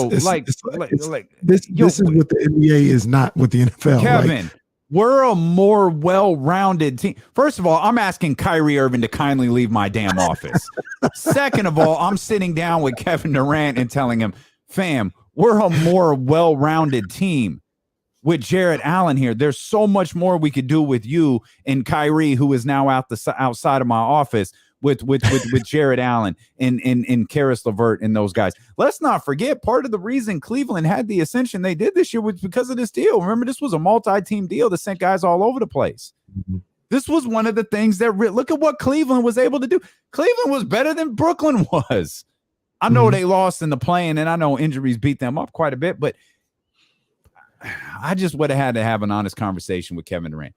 That's not James Harden is not what's best for our team. At this stage where he is running around so desperately trying to find something, and he's leaving a place where he's unhappy, that we ain't the best spot for him, man. This ain't it. All right. I mean, look, the courage of your convictions. I get it. That's easy for me to say because Kevin Durant ain't sitting across from me, and I ain't running a professional basketball team. That's in my head. That's what I be saying. And that's all. That's all. I mean, that's all it is. You know what I'm saying? Like what you said is 100% right. And for anybody wondering, this ain't hindsight. My partner was saying this as all this was going down. Like, it's not going to work. This is not the move. Well, it's not going to work, but I felt like when you're able to, there are times where you got to make that move, right? I understand that. You gave up this, to me, the original version of Brooklyn without James Harden was like, if Carmelo could have just chilled and gone from Denver to New York, there'd be very little questions, I think, about Carmelo Anthony's legacy. That New York team was very good. It's one of the few trades where the two teams swapped and both were still good. Mm-hmm. Like, no one lost anything in that. But if you had kept those pieces over there in New York, Carmelo would have had to sign for a little less. You get that big deal 4 years later. You've got a team competing in the Eastern Conference Finals every year. But you couldn't do that. You got the itchy trigger finger. You had to get over quick. You had to get that bread. You had to get that money. Mm-hmm. This Brooklyn Nets team is what it would have looked like if you hadn't had to do that, or if you wouldn't have done that. Kyrie cost you nothing outside of money. Kevin Durant cost you nothing outside of money. You had a roster there that was very, very capable of getting you in a good position. Do you think that Kevin Durant had something to do with that deal? The James Harden deal? Yeah. I don't know. I only ask because we don't hear anything about Kevin Durant getting that type of heat. We like him having meetings like with DeMar DeRozan and all of that. Like we don't hear that stuff about him. Right. But Russell Westbrook calls and says, no, come get me. But look, I say that because I think Kevin Durant absolutely was like, Sean Mark had to have talked to him, and maybe it was even brought to him by Kevin Durant. Like, yo, James wants to be here. Let's do this. I don't know, but I think he had something to do with that. And nobody talks about that the way they talk about LeBron running the Lakers. A little different because LeBron's a little more out there with all the stuff that he has going on. But I think Kevin Durant had some sway. I'll put it to you like this. If Kevin Durant said he didn't want James Harden there, he wouldn't have been there. I'm sure Kevin Durant had sway, and I'm sure Sean Marks didn't need to be swayed. That's true too. He saw Harden out there. He saw the opportunity to create a scoring trio in which I don't think we'd ever seen before. And for some reason, we always forget there's always an odd man out. Like in the history of these formulated super teams or whatever, there's always an odd man out. But we didn't want to believe that in this sense. It's just everybody was going to go out of there and get theirs, and it was going to be the biggest scoring trio we've ever seen. I'm sure Sean Marks didn't need to be swayed on that. It didn't make sense to me then. It makes less sense to me now. I think they were able to salvage a little bit with the other pieces that they acquired in the Philadelphia 76ers trade. It's just now you've got this Ben Simmons situation looming over you, and one day he's walking around like Michael Jordan allegedly. The next day, I guess he can't walk at all. And I keep doing this because I want to get to Ben, but I'll say this in fairness: they were cooking until Kyrie rolled his ankle.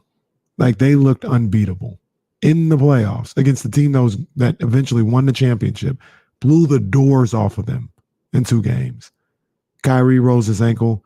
Actually, Harden was out of game 1, actually. So I think Harden was out. He got hurt. Like, he was out like the first 3 games, wasn't he? Yeah, he got hurt in game 1, like the first minute of game 1. He hurt his hamstring.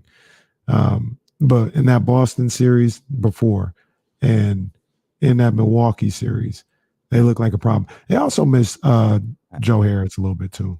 I think I don't disagree. But the bottom line is it's all turned into Ben Simmons and what they have now. This incarnation of what the Nets have become. And I guess that what you just said, they looked a certain way last year. And I'll commend James till the end of time for what he did in game 6 and 7. That was extraordinary. It was phenomenal what he did. And I'm not talking about his play. I'm talking about the fact that he played in game 6 and played 7, played 48 minutes in one and 52-3 in the other. Whatever. I can't add 48 plus 5 right now, but you feel me. He got bored like a couple months into the next season. Like, that's all it took. Yeah, well, he's known to quit, and he quit on this situation. A lot of depends on who you believe, but a lot of it had to do with Kyrie. Well, so him and Kyrie and Kyrie not playing and things of that nature, and James checked out. That's what I was going to ask. Was Kyrie a bigger mistake than James Harden? It's all a little layered. And I think we're going to see the same thing kind of play out this summer because people are like, just let Kyrie go. You can't re-sign him. You don't have Kevin Durant if you don't have Kyrie Irving. People can talk about Kyrie. They will talk about Kyrie. They don't like Kyrie. That's fine. Kevin Durant likes Kyrie Irving. But how much of that has changed? I'm sure Kevin Durant still very much likes Kyrie Irving. Nothing. Like, I think if Sean Marks went to Kevin Durant and was like, we're not signing Kyrie, I think KD be hot. I don't know if he'd demand a trade or something like that, but he wouldn't be cool with that at all. Monday through Friday, you wake up and I'm going to be here to do the show with you. Mm-hmm. I ain't going to leave you hanging at 11:59. I'm going to be here to do the show. You think Kevin Durant wakes up every day knowing for certain Kyrie going to be there to help him in the game tonight? And I ain't even talking about vaccinations and COVID and all that. I'm talking about, do you think Kevin Durant wakes up wondering if his phone's going to ring? Hey, Kyrie needed a sabbatical.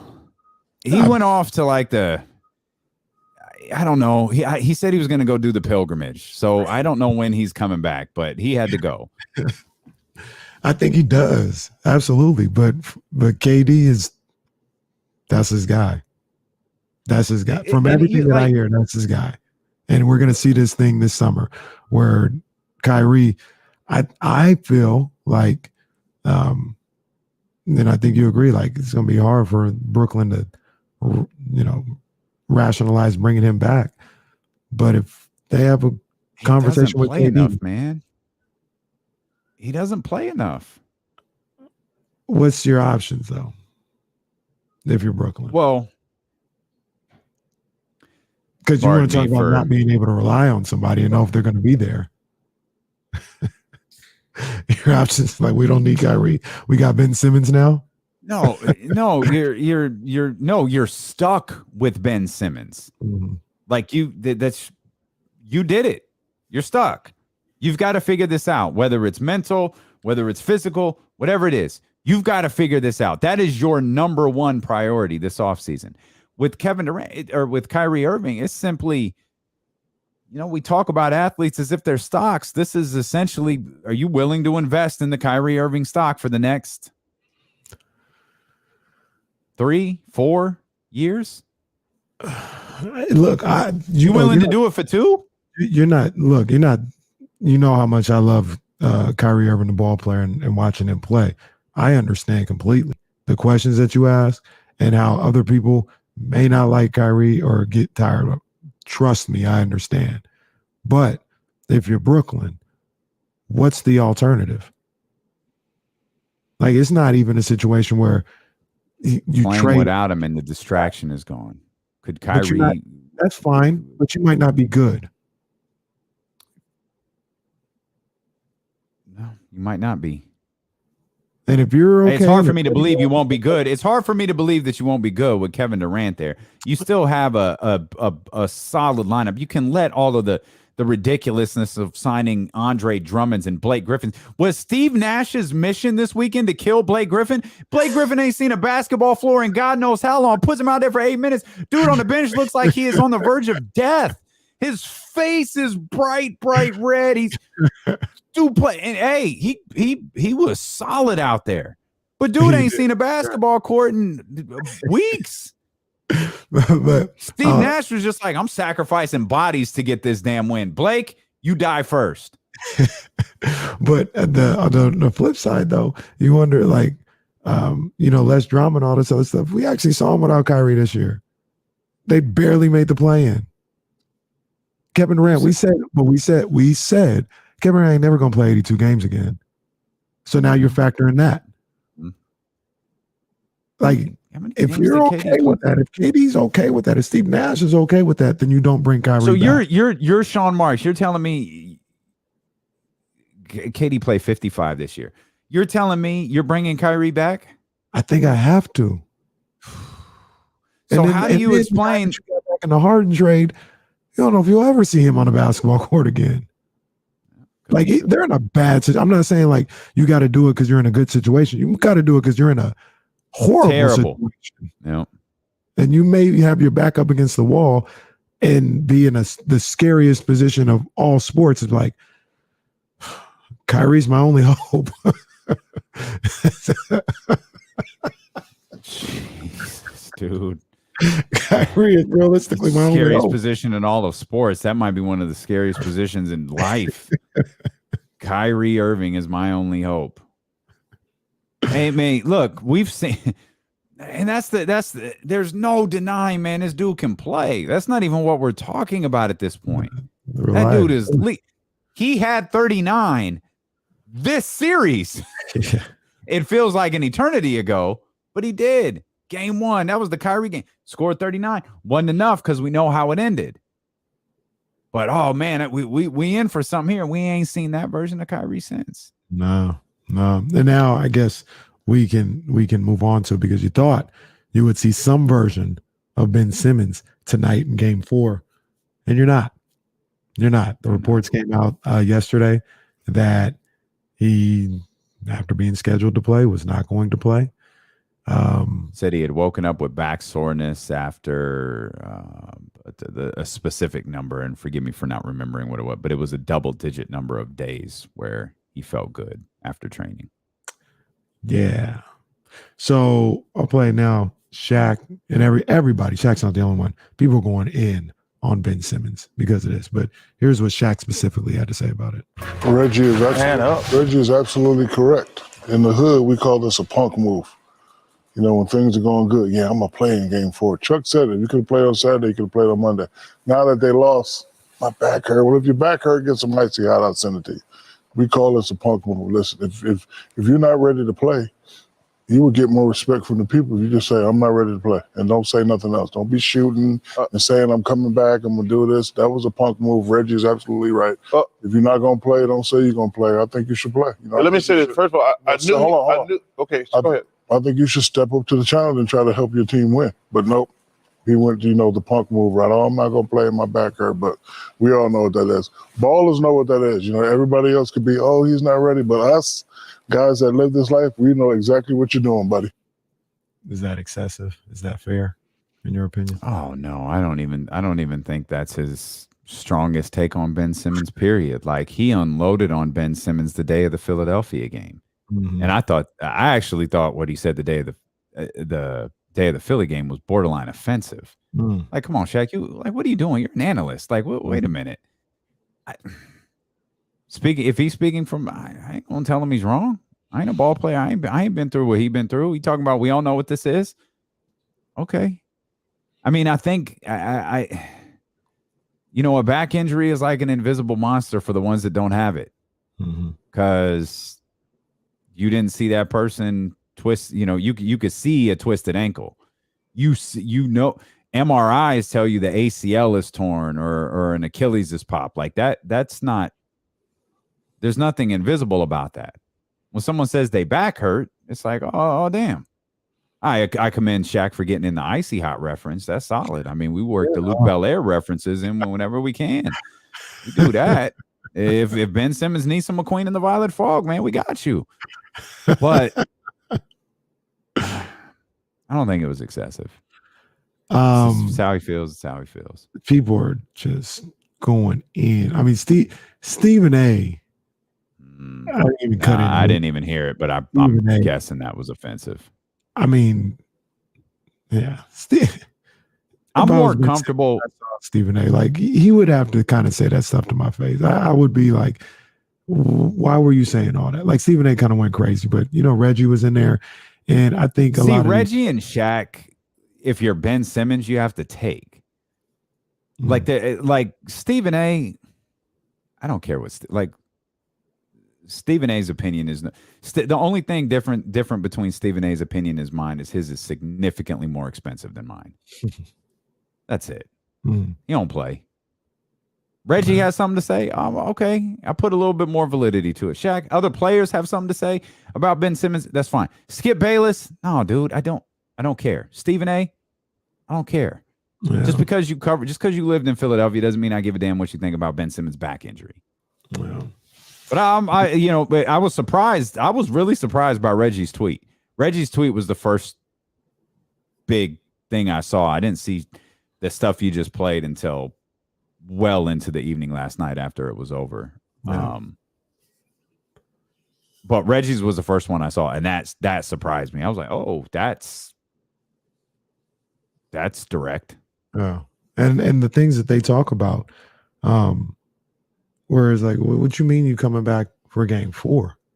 Like, if you so damn sure you're coming back for Game 4, why aren't you playing in Game 3? Mm-hmm. Like, what is? We in Brooklyn.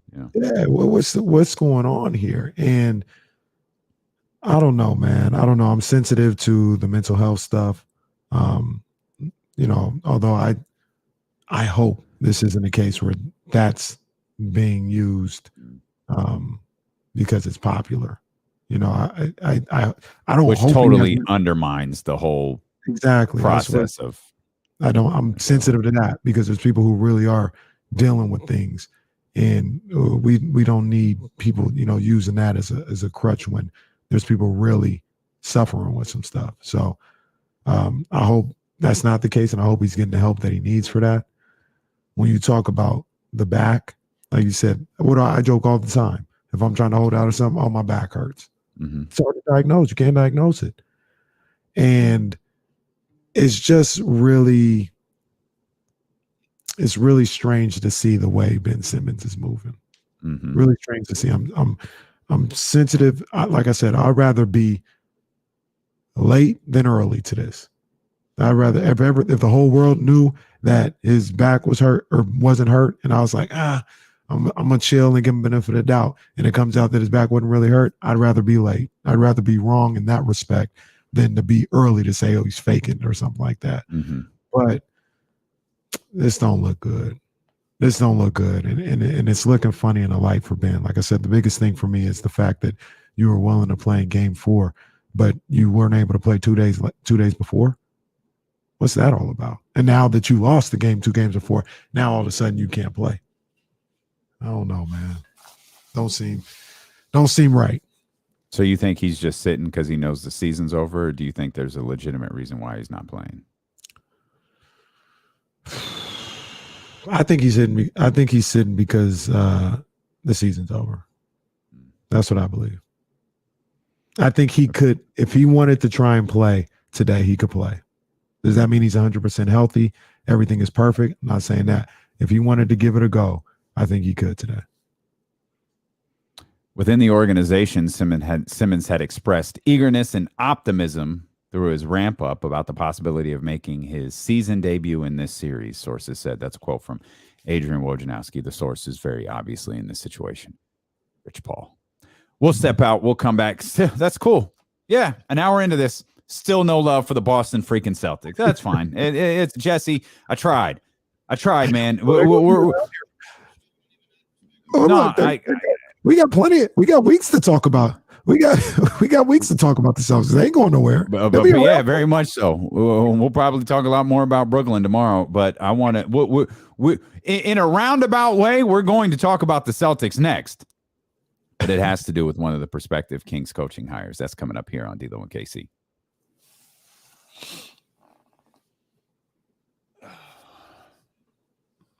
That's crazy. That's wild. What's worse, what Ben Simmons is doing or what Zion Williamson is doing? Zion out there going under the legs, doing dunk contests before games. Well, the ironic thing about that is there's a belief, and I don't know how this is even possible, that the Pelicans aren't letting him play, that he wants to play, and the Pelicans are like, no. Crazy. And that's why he's putting these videos out. Absolutely nuts.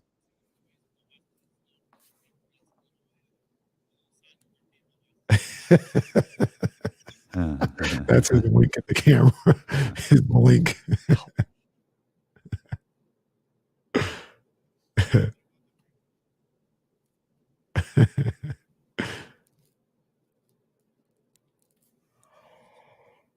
Yeah. Yeah.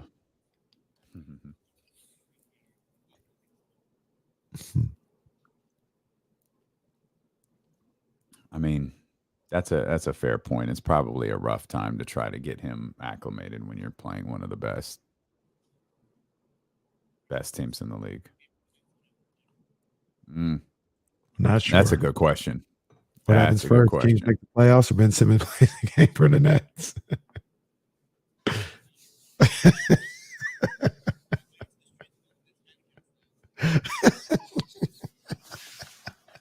What reason does Ben Simmons have to play anyways? He's a basketball player. Yeah, come on, man. What point are we? What do you mean? Like his team desperately needs him? I mean, yeah. A guy he'd be guarding scored 39 the other night. This was that ain't reason enough. That's your Ice. That's your job. What do you mean? Yeah, it doesn't sound like he's playing. I don't know why you're yelling, but it doesn't sound like he's playing. Like, period. I don't know. Hey guys, if you're looking for viewers and followers and primes, I don't know what that is, but oh man, did Left Eye just die again? Oh man, all right, Peter. Oh, there it is. Schmutty Field with the Left Eye passed away. How did Left Eye pass away again? Car accident, I think. In Africa. Right. I think that's right. I kept thinking plane crash. That's a Leo. Yeah, Leo. Damn. That's sad. That's still just sad.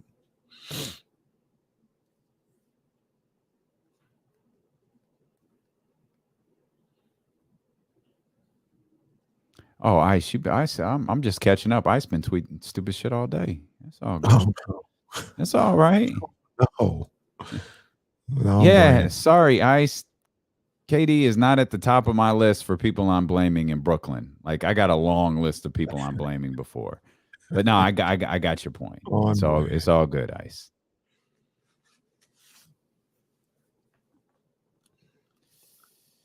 You might not have a choice.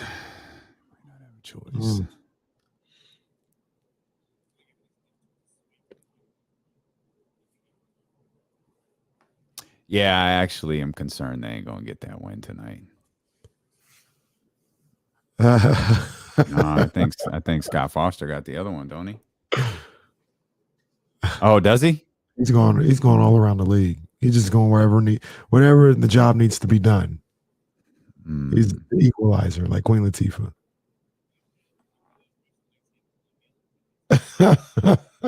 Sound like Bill Simmons. Is that a real thing? I don't know what that means. Hey, fill me in on that. Is that something I need to do? What the? Hey, man. So, Jesse, promise, we're going to talk about the Celtics. It'll be in relation to the Kings, but we're going to talk about the Celtics. But you know what? Our guy Johnny Dewitt, man, he's in the chat and he says, no lie, get a little jealous watching the Pelicans and their fans. Bro,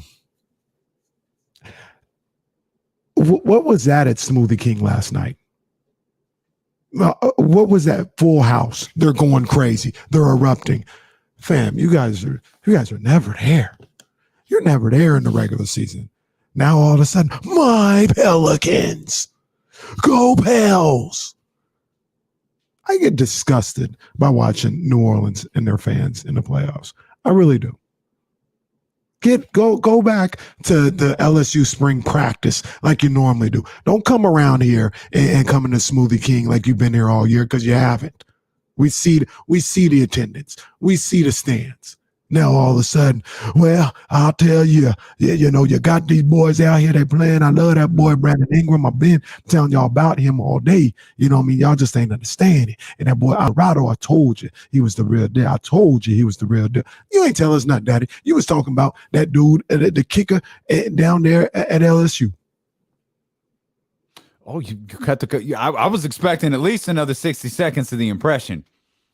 They disgust me. Okay, I see that. Johnny Dewitt was just like, hey, I was into the vibe, and poor Johnny Dewitt, R.I.P., man. Sorry, man. He took Johnny Dewitt out for no reason. Innocent bystander. Are you jealous of the New Orleans fans? And I love New Orleans. You guys know I love New Orleans. I love that place. Well, if Johnny Dewitt is jealous of the all fans are trash. If Johnny Dewitt is jealous of the New Orleans fans, we'll get Rich from somewhere to send him an LSU plaque. That's what the Pelicans got in their house. They got all the LSU gear. We'll get Johnny Dewitt. We'll get you a Drew Brees jersey to wear to the Pelicans Kings games. You'll fit in with the rest of them. All the people that went to the Pelicans game last night with their family. Oh my God! Oh my God, man! Goodness gracious!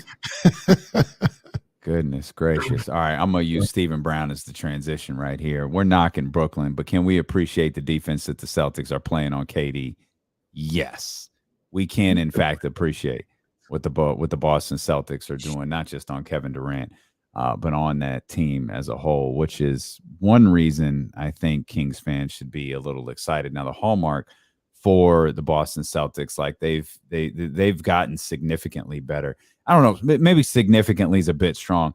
Jesse, they're much better than last year with Ime Udoka than they were with Brad Stevens. Ime Udoka and this coaching staff versus Brad Stevens last year.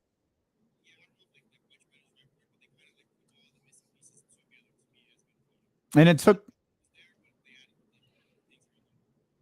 them a little while to get there during the season. You know, we talked about how they were, you know, struggling to stay above 500. They think they were 2 games below 500 at one point. They were in the 11th spot. They were battling for the play-in. Obviously, they finished at number 2, and one of the names mentioned as a potential hire, or at least someone who was going to interview for the Sacramento Kings open coaching position, head coaching position, is Will Hardy.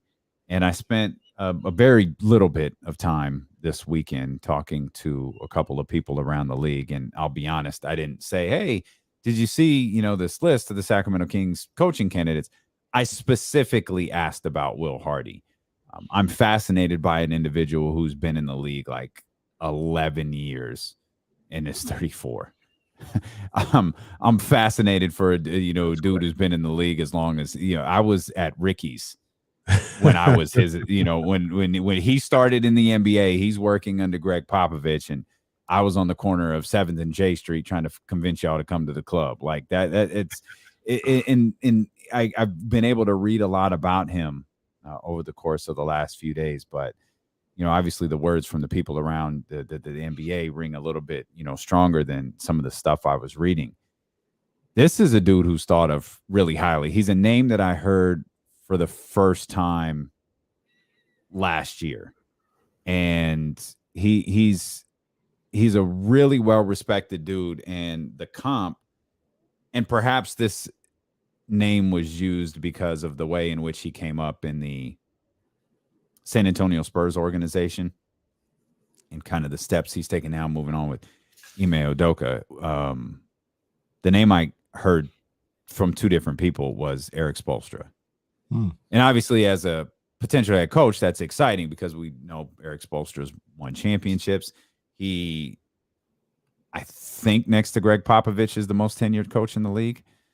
That sounds right. And I think because of the level of respect that he has, he could potentially build, should he get the job as the Sacramento Kings head coach, he could potentially build a really solid coaching staff. Because I think that's I know that's one thing that your head coach has to have, like similar to Ime Udoka. Ime Udoka had the respect of a lot of guys around the league, and particularly guys there in San Antonio. It's why Will Hardy went with Ime Udoka to Boston to be his, you know, to be on his bench when he took over this Boston Celtics position. So those were a couple of things that I heard over the weekend that, again, I have no idea if the Sacramento Kings have a power rankings. You know, maybe Darvin Ham is higher on the power rankings. Maybe Mark Jackson is higher on the power rankings. I don't know what the Kings, you know, ideas are entering this. Of course, there's always the possibility some of these interviews are being done for leverage for other coaching positions. I have no idea. But just all conspiracy theories aside, I think I've started to marry myself to Will Hardy. I like the idea. Everything Which that I hate. I hate going all in on a candidate. Like, I absolutely hate it. But I feel like I'm going all in on Will Hardy right now. Yeah, everything that you mentioned and that you heard about him, that I've read about him, it seems like he's a great candidate. Seems like he'd be great for this team. And there's a feeling for me that the Kings want a guy that can grow with their team. So in my opinion, that takes out somebody like Mike D'Antoni or Steve Clifford. But I look at Will Harding, I look at Darvin Ham and guys like that. I feel like they want somebody that'll grow with a team that I don't think they look at them as like young, super team, just young. But De'Aaron Fox is 24. Sabonis is 24, 25. You know, they're probably planning on bringing in maybe a piece that, you know, is young-ish or the draft pick. And they want somebody that can grow with those guys. So Will Hardy seems like a great candidate. Great candidate. Like if they went through everything and hired him, I'd be excited. I'd absolutely be excited to see what he can do. I think one positive, actually, I think one of the, there's a couple of positive things out of this. When you look at, I know it feels like small sample size. It feels like those within the chat and those who have interacted with us on social media over the course of the last handful of days seem to be really into the idea of Hardy or Ham or Charles Lee, one of the younger guys versus a Steve Clifford, a Mark Jackson, or even a Mike Brown. Let's try something new. Let's try something fresh. Let's see if we can, you know, I used the example with James I didn't use it with you on Friday, is like we're looking for a Mike Malone. Mm-hmm. Is that what they're looking for? They're again, Mike Malone.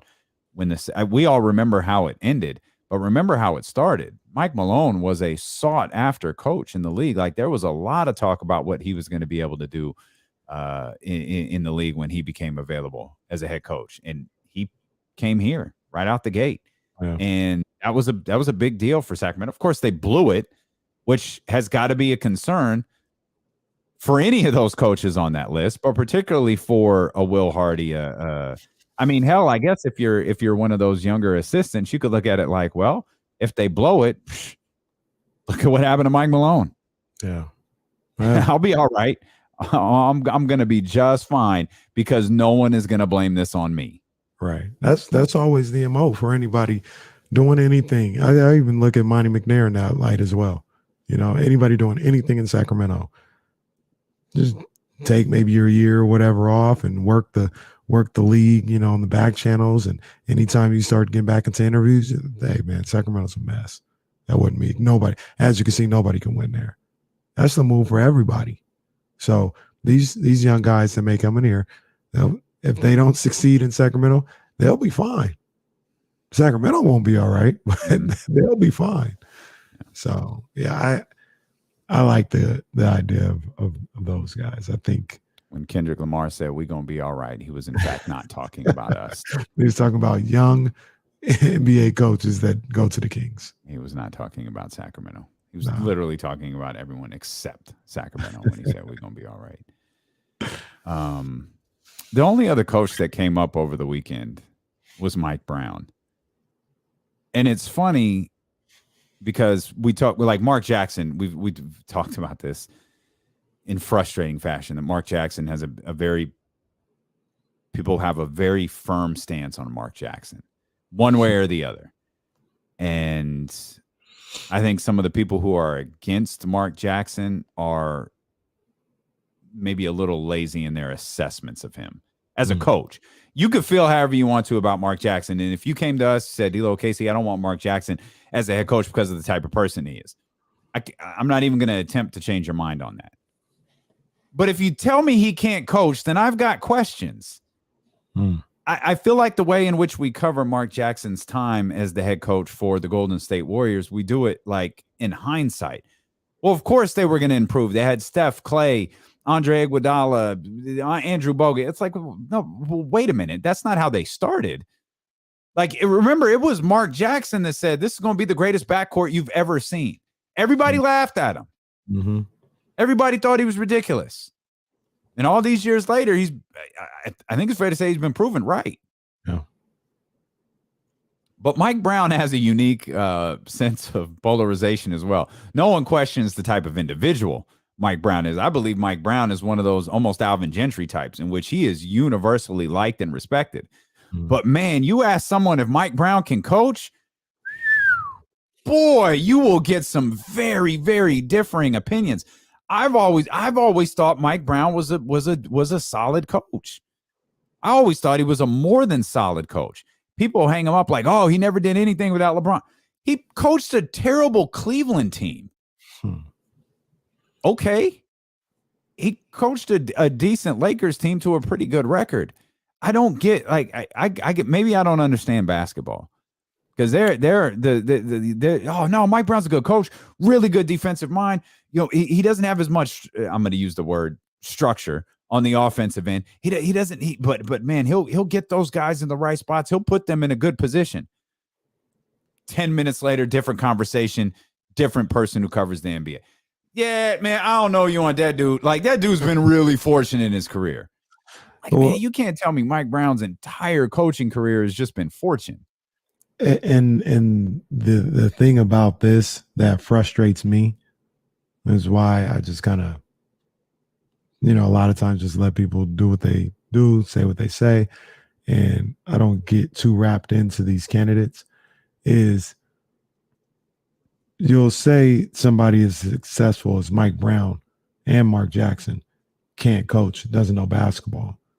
But you're so sure that somebody that's never held that position is great for what they're doing. Like, and I just like, well, what are we, how are you so sure on both of these fronts? Like I said, guys that have actually won as head coaches and guys that have never been, they're great, seem to be great basketball minds, but Damon, it's different when you're in that front seat. It's different when you have to not only deal with X's and O's, but you're the end all be all with who people in the media go to or who people looking for answers in the media and in that locker room and in the front office and playing time, all this other stuff.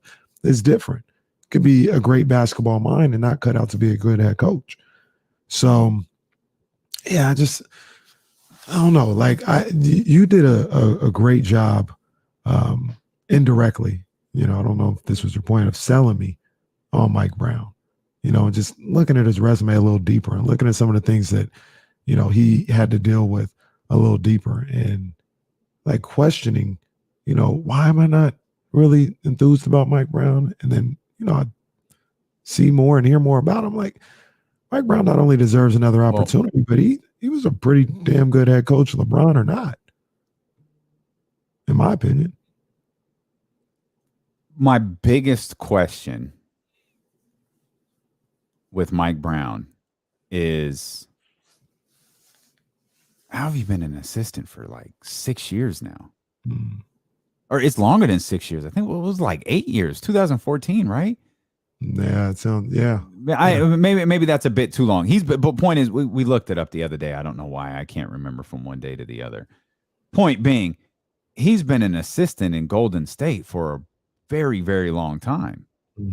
And that's the part, like, no one's wanted to hire Mike Brown. Really? 2014 was his last year with Cleveland.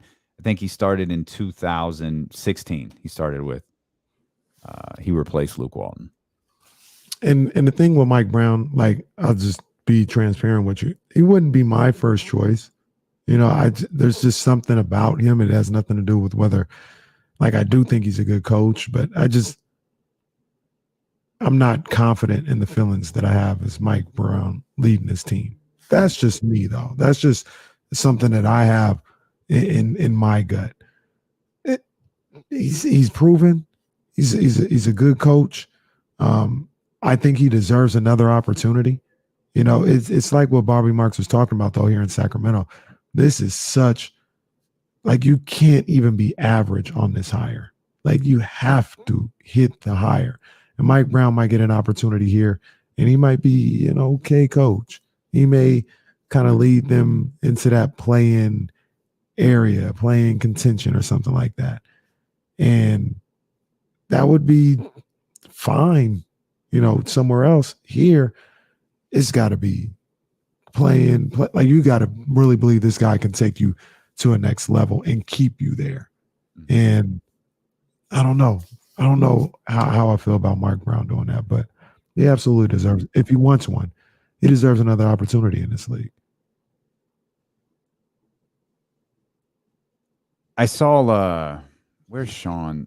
Sean Ford had a remark here. My thing is not only, and you could be a part of the conversation, by the way, on twitch.tv/ESPN1320, youtube.com/ESPN1320, You can head over to the ESPN 1320 Facebook page as well and watch us on Facebook Live. Sean Ford says, my thing is not only what can you do when you have competent pieces, but what can you do when you don't have good pieces? I mean, okay, like that, like how do we measure that? Like, okay, so you ask what could he do? Well, he had some pretty good pieces when he went 61 and 66. He went 61 and 21 the year before. He went 66 and 16. Oh, yeah, that's LeBron James. That's LeBron James. Okay, he went 41 and 25 with the Los Angeles Lakers. Got fired when he was 1-4. Came back and coached an absolute garbage Cleveland Cavaliers team. Just terrible for one season. Like, he didn't even get the chance to put something together there. He coached something for one season. So Mike Brown's resume right now looks like LeBron getting him to 60-plus wins, but not getting him to an NBA championship. And they went to a finals. Yeah, Mike Brown got them to a finals. Never won an NBA championship. By the way, we all say LeBron got one of the worst NBA teams in history to an NBA finals. Nobody's going to mention Mike Brown. Like LeBron literally did it in spite of Mike Brown. Hell, Mike Brown knew enough to say, to give the old Doug Collins line, we ain't beating Detroit unless LeBron do it all. So I don't need to see Booby do anything. Booby actually played good. Anderson Varejao, get away, or whoever was on that squad. I don't know what it was, but Brown probably that you said don't give him the ball. So Mike Brown's career is LeBron, 1 year with Kobe, fired 5 games in, and then coaching a trash Cleveland Cavaliers team for one season. It's not like he coached 3 seasons and they didn't improve, or 4 seasons and they didn't improve. One season, they went 33 and 49. This was 8 years ago. He's been on the winningest franchise of the last 8 years, and we're still of the belief that he can't coach. It's kind of mind-boggling. I don't get it. The other aspect of this, though, is, Sean, and big ups to Sean, but he and other people ask questions. What can you do when you don't have a competent roster? You're going to lose.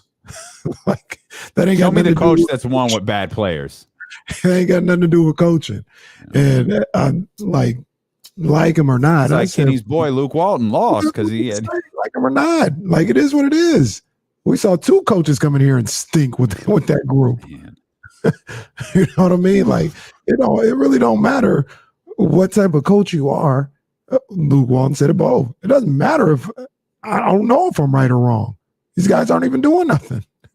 I have guys that can prove me right or wrong with the things that I want to do. So I think that's unfair when people say that. Nobody traditionally, you can probably go back to 1 or 2 times specifically when a team had no stars or no good players and somebody got them into the playoffs. But 9 times out of 10, if your roster isn't good enough, no coach is going to turn that around to take them to the playoffs. What's the difference? What's the difference you think between Ty Lue and Mike Brown? Man, I don't like know. It took Ty Lue. I mean, I don't want to. I was going to say it took Ty Lue time to get another job, but he did turn down the Lakers job. He turned down the Lakers job. I think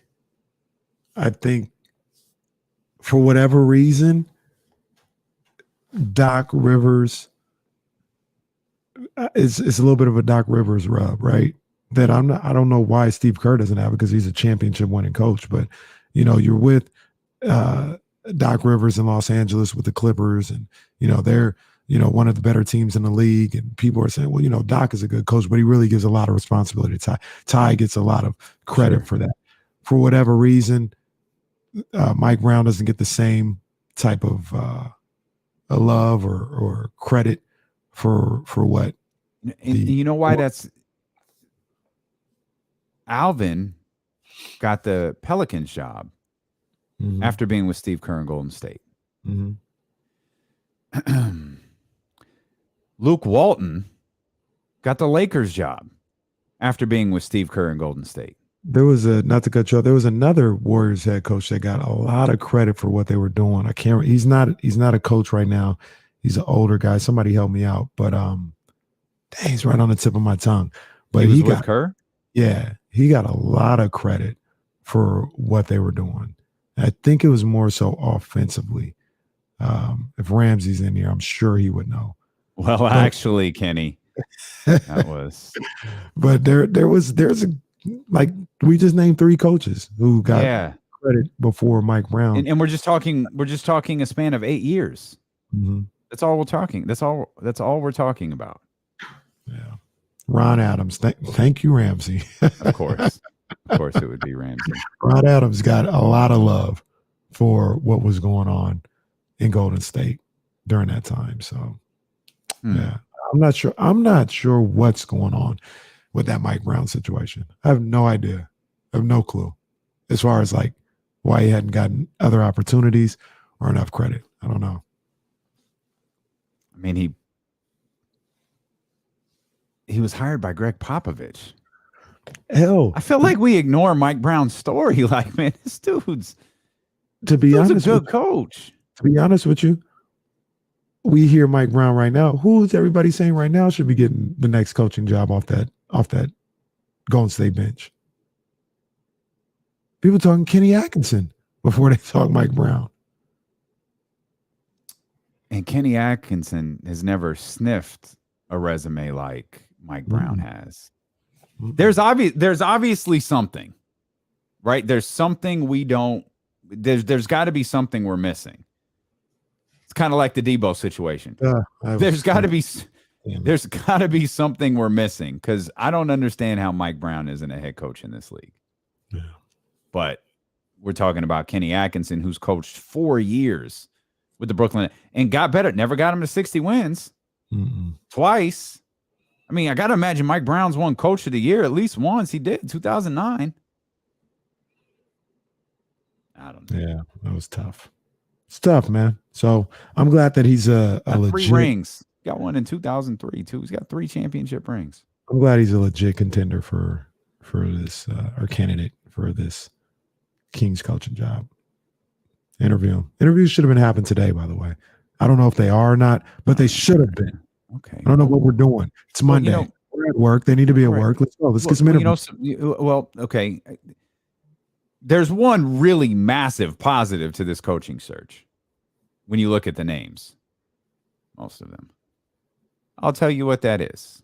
D'Lo and Casey return. Got James Ham coming up at the top of the 2:00 hour. Nope, that's facts. It's a lie, because it's 2:13. We got James Ham coming up at the top of the 3:00 hour here on Sacramento's #1 sports station, ESPN 1320. Don't know what damn time it is. Yeah. Let me get this on here. 13th round. Yes, sir. 13th round brought to you by your main man, Kenny Caraway. Shout out to my people over at Meister Watches. Ryan, what up?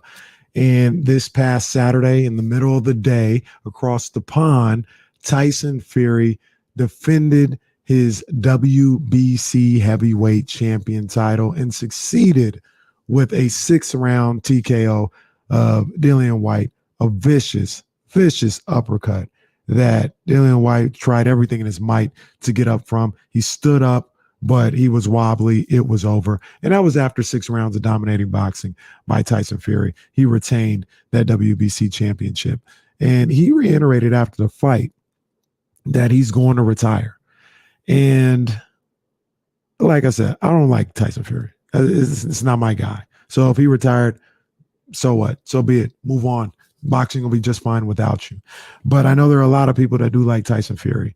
And I think that he should at least try to unify those belts, be unanimous, fighting the Usyk Joshua winner. And to be honest with you, a lot of people would think Joshua winning would be the biggest fight in boxing, because you'd get 90,000 in Wembley Stadium for Fury versus Joshua for the undisputed heavyweight championship belt. So I would like to see Tyson Fury stick around and try to fight the winner of that fight. He says he has no interest in it, or whatever the case may be, but maybe it's just posturing. I'd like to see him do that. But like I said, if he retires, he retires, and he retires as one of, not the, but one of the great heavyweights of all time. what he's been able to do in this era, dominating the lights of Deontay Wilder, getting a win over Vladimir Klitschko, being able to systematically and strategically take down all of his opponents along the way, show that he is the most skilled heavyweight boxer of his era. It's a hell of an accomplishment. And he's one of the great heavyweights of all time. And I'm not going to get in today of whether he's the best or not, but I will put some respect on his name. Say he's one of the best of all time. He's the heavyweight champ right now. And to be honest with you, there's nobody that can beat him. That's the 13th round.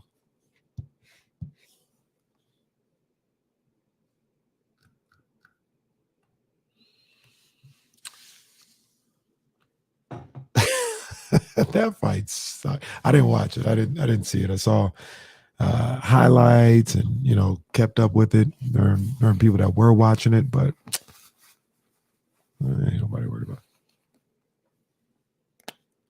it. Ain't nobody worried about that fight.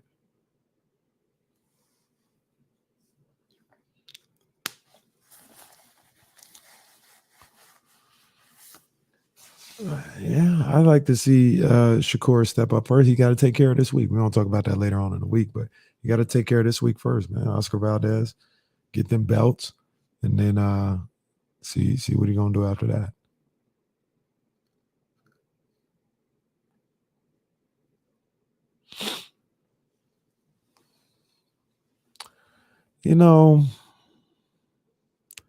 There's a lot of people that really like those UK ring walks.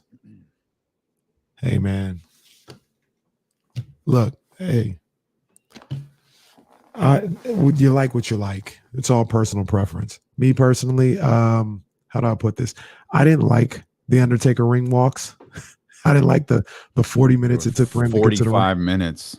Yeah, so I'm not really a fan of the UK, 45-minute ring walk, but a lot of people think they're amazing, so it's whatever.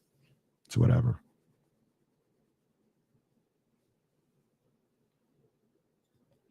That's how I feel about these ring walks. J Corb, I feel you, bro. We don't get it. We're getting it, man. Since I didn't coherently pass this along there a few moments ago, James Ham coming up at 3. Top of the hour. James Ham, 1320 Kings Insider, will be with us. I mentioned one really positive takeaway as we just talked about Mike Brown, and we spent some time talking about Will Hardy. We talked about the assistants in Milwaukee, which if you're catching the trend here, we've got Golden State, we've got Milwaukee, we've got Boston, we've got winning organizations here that we're talking about. Steve Clifford, I think Steve Clifford is a consultant for like Brooklyn or something? Yeah. I mean, that's interesting for a variety of reasons. But, you got Steve Clifford. I'm not the biggest fan of Mike D'Antoni, but he's had his success. Mark Jackson, a little bit of an outlier because he's been out of the league. And we mentioned Golden State. Mike Brown's from Golden State. So the Monty McNair, the Kings organization, they're targeting coaches from winning franchises, and or they're targeting coaches from winning franchises, and I think that's important. I think it's important to build a winning culture here. Guys who have won. I like that. And you're going from proven organizations. When we talk about the Warriors, they've been doing their thing for almost a decade now, about a decade now. Boston and what they've been doing for the last decade. Looking at guys like that. So I like that thought. I know some people may look at it as, just trying to piggyback and be like the Warriors. It's easy. It's not that easy to just say, we're going to get it. We know that. We know that. But a good start is trying to get somebody that comes from a winning organization and a winning culture and see if they can bring those same things to the locker room here in Sacramento. So there's nothing wrong with seeing a successful formula and trying to like create your own version of it. Like that's not a bad thing. Yeah. Well, people talk, like I say that because people talk about, they get on Vivek because they say he tries to, or at least at one point he did, try to replicate what the Warriors were doing. I was like, yeah, who do you want him to replicate? Who do you want him to try to be? You know what I mean? You Like could be upset if like, yo, Vivek's trying to replicate what the Detroit Pistons are doing. then you have a reason to be upset. Why is Vivek always trying to be the Orlando Magic, man? This is crazy. I think it's the San Francisco, Sacramento. We heard someone say yesterday, yo, I consider Sacramento the Bay. We were like, hey, don't do that. Do that, bro. I do not care if you're I don't care how revered you are in your profession. Don't do that, Mr. Short. That's not what we do here in Sacramento. But I think that plays a part in it, right? Like the San Francisco Sacramento thing, it plays a part in the trying to replicate what the Warriors are doing. Plus, if you try to replicate it like so poorly time and time again, people are gonna be like, hey, try a different approach. At this point with or that, try something different. And Monty McNair felt like something different. Hopefully this coaching hire will be something different as well. Yeah, I hope so. I got my fingers crossed. Kenny is demanding interviews be done now. Absolutely. He wants them done right now. Absolutely. I mean, what's the point? What are we doing? What are we doing? I tried to help you out. Like Boston plays tonight. All right, you don't have to interview him today. Okay. Well, yeah, you could talk to. Well, I mean, Mark probably got a game to call. Shoot, I don't know when you're going to interview Mark. You're going to have to catch Mark Jackson after like a shoot around or something. You can interview him now. He's not calling a game for at least another 3-4 days. Then you got him. Then you got him. I bet you they're talking to Mark Jackson today. And Mike D'Antoni ain't doing it, so you might as well fly Mike D'Antoni in. Well, he won't be doing anything after tomorrow. Oh no, he's not. He's not with Brooklyn no more, huh? Who? No, he's not. Yeah, I was about to say. Well, he'll be free very soon. He said, "Steve, you're on your own, pal. I ain't doing this." And Steve said, "Okay, sit here and watch this game." Yeah. Sideline Steve. Sit here and watch this game. Sideline Steve.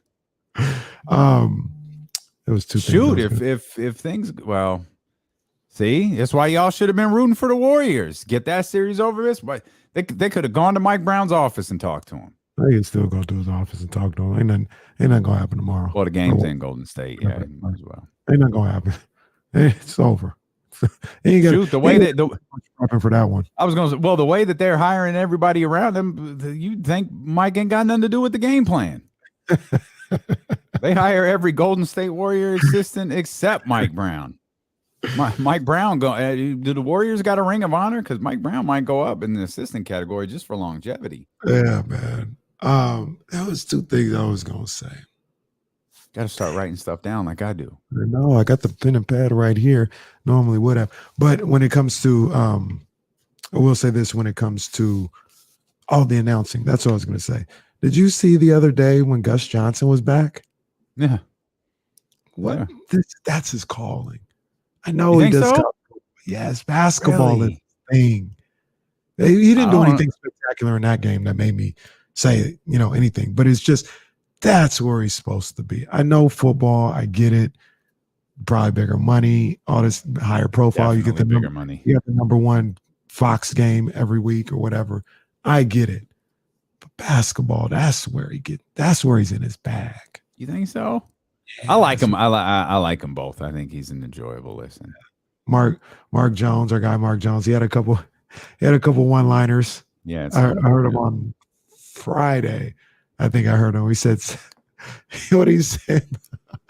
He said about Chris Paul. He said, "Oh, Chris Paul is an equal opportunity employer. Everyone getting this work."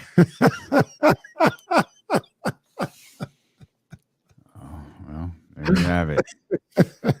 Tell your boy Alvarado caught wind of it. He was like, "Hey, not so fast, Mark. Not so fast, buddy." Alvarado creep. Why can't we find an Alvarado? Because we cut them or trade them or sit them on the bench before we find out they're any good. No, we don't draft no good ones. Oh, maybe that too. Wasn't good enough. Jalen Ramsey wasn't good enough. Justin James wasn't good enough. Remember, Justin James scored like 50 here one time or something.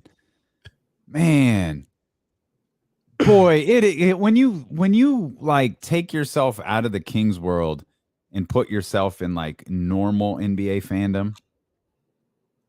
Like I remember when Scalabrine was on the Celtics and the crowd would chant Scalabrine. They'd want him in the garbage minutes. Mm-hmm. And because it was fun, right? It's the joke. You get the last guy off the bench. Yeah. He knew that. Everybody knows that.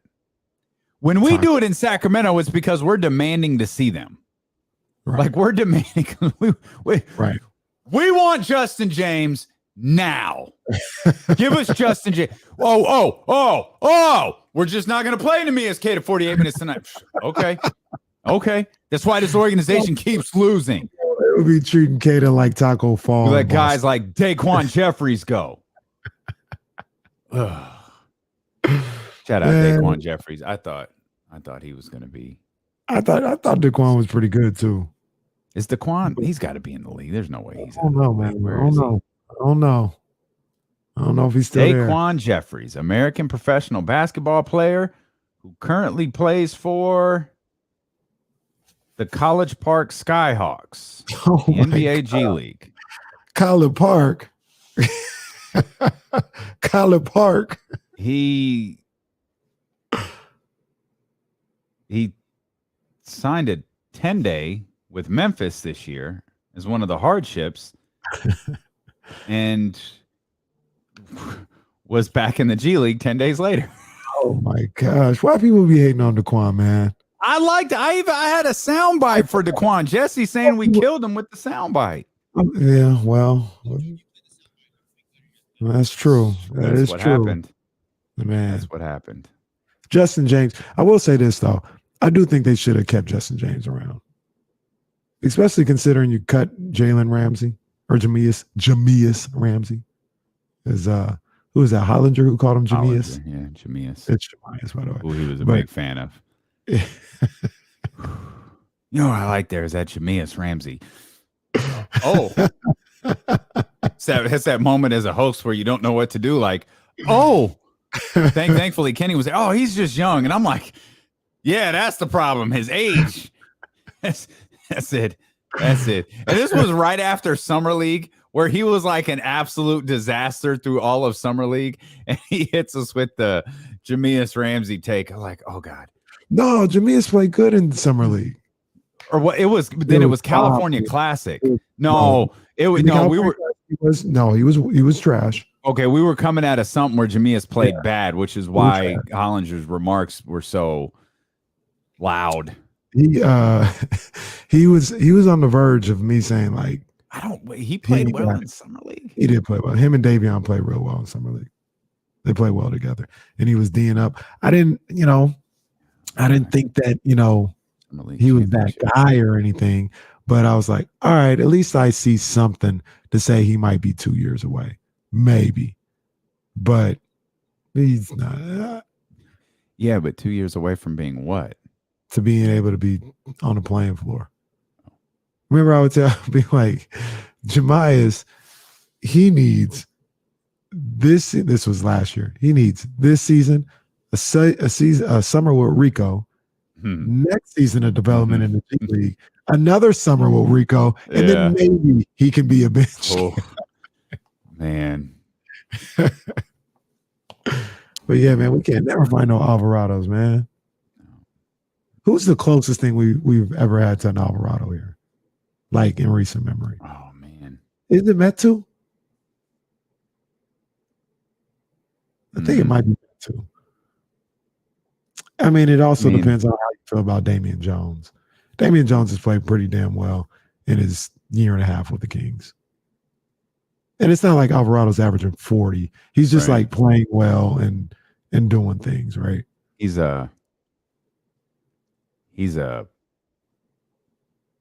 I'm trying to find the right word. He's a problem.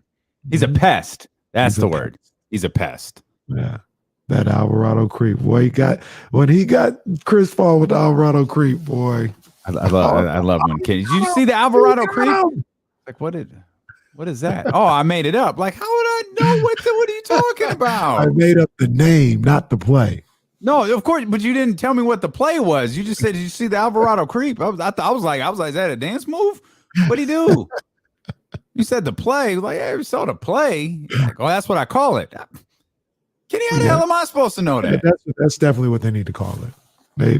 I heard it. What did they call? Somebody called it something last night.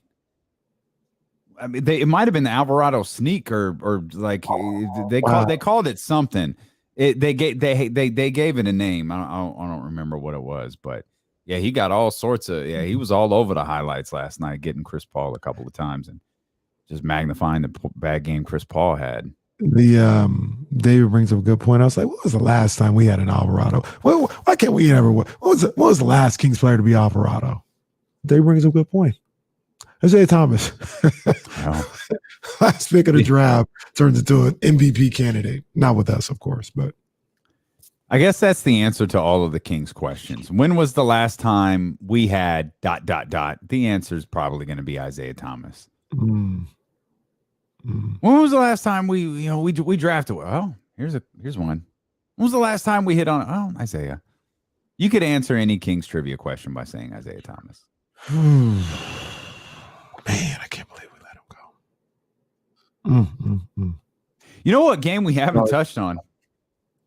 Hey, shout out to Karl Anthony Towns for getting the job done. We haven't mentioned this game once. Yeah, man. Karl Anthony Towns answered the call, got the job done after going next question on reporters, which I thought was a bad look for him. He let his play do the talking the next night. Now, there's some caveats to this game as well, and Taylor Jenkins is a little lighter in the pocket after talking about him. But 33-14 for Karl Anthony Towns, and Minnesota pull even 2-2 in that series. 2-2. And to be honest with you, I mean, this isn't the way the series are played. This isn't the way games are played.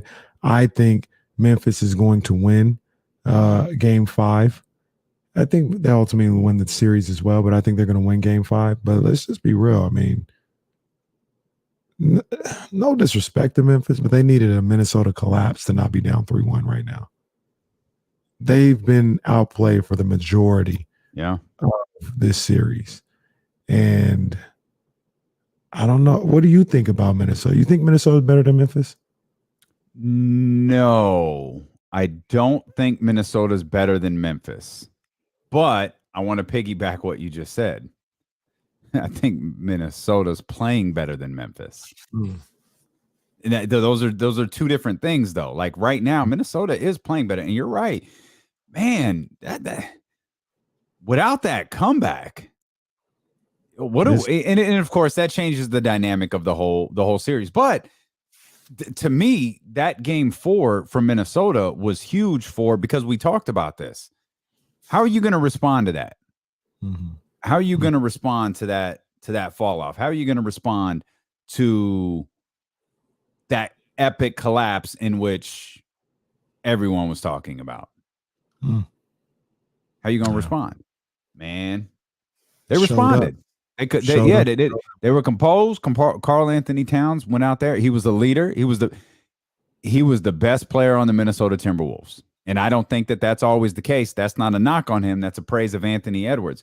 But he took his spot right there as the best player on that team. Yeah. No, he did what you would expect him to do. And it wasn't just he played well. What was it, 33-17? I mean, my goodness. Well, that's what I'm talking about right there. And a must win for your team after you had the 4-shot performance in Game 3. That is exactly how you answered. It was 33-14. The 17 that you're thinking of is the number of times he went to the free throw line. That's the number of times he went to the free throw line. And that's the reason. Well, that's not the sole reason, but the 40 free throw attempts to the 25 shot attempts. That's why old Coach Jenkins lost a couple of bucks here this morning. He didn't let that slide. Any thoughts about Ja Morant? Yeah, Here's my first thought. Where the hell is he? Yo, this is the anointed. This is y'all guy. Where is he? He's been MIA since game 2. Like, come on, man. Completely MIA. This was the. So I'm gonna ask you, what's the conversation if Minnesota beats Memphis in this series? What's the conversation if the Grizzlies lose here to the Timberwolves? Conversation is they're just young.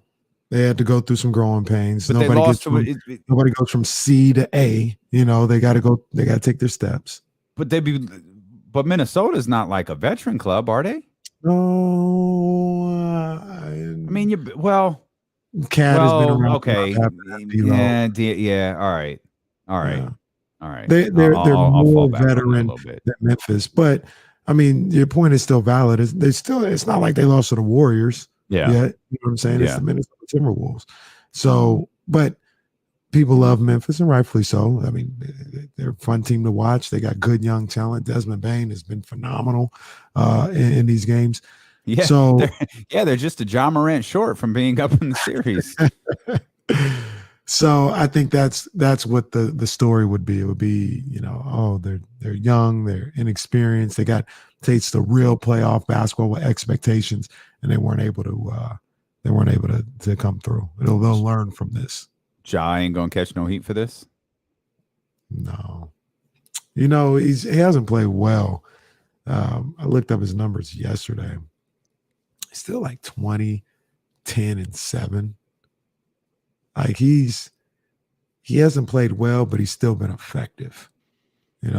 His 2 games in Minnesota were real ugly though. Like in Memphis, he put up the stat lines at least, and actually played well. Minnesota, the 2 games there, yeah, I ain't feeling that one.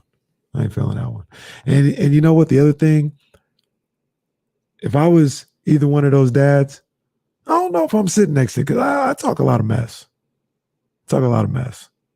And we're cool, but I want to win.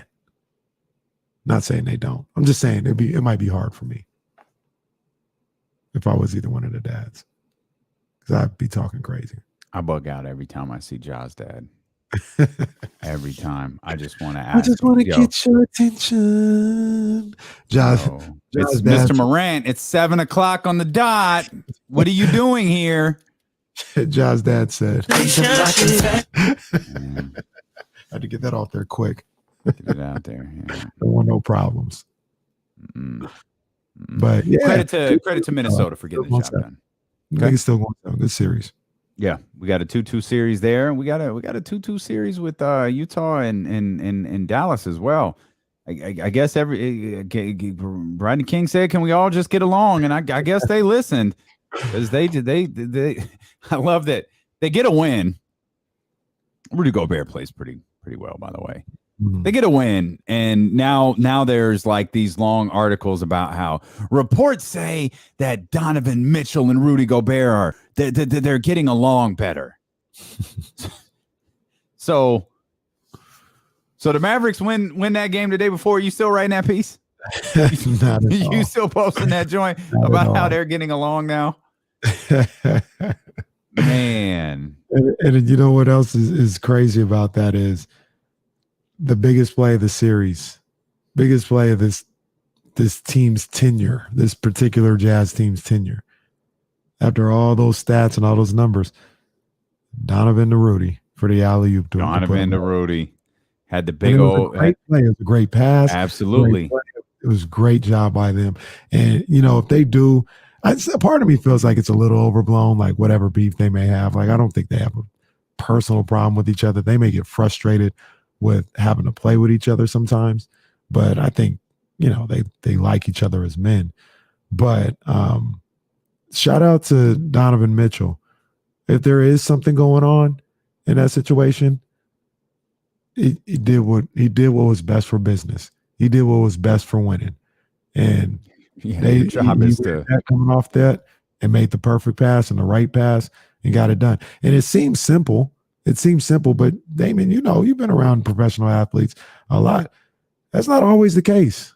Like sometimes they'll hold that grudge and they'll, take a tougher shot as opposed to making the right basketball play. Donovan didn't think twice yesterday. Or you didn't think twice. So Saturday, yeah. That was and by the way, Luka returned. Luka returned with 30 and 10. He had a big time shot too that I thought put it away. Yeah. I was nervous.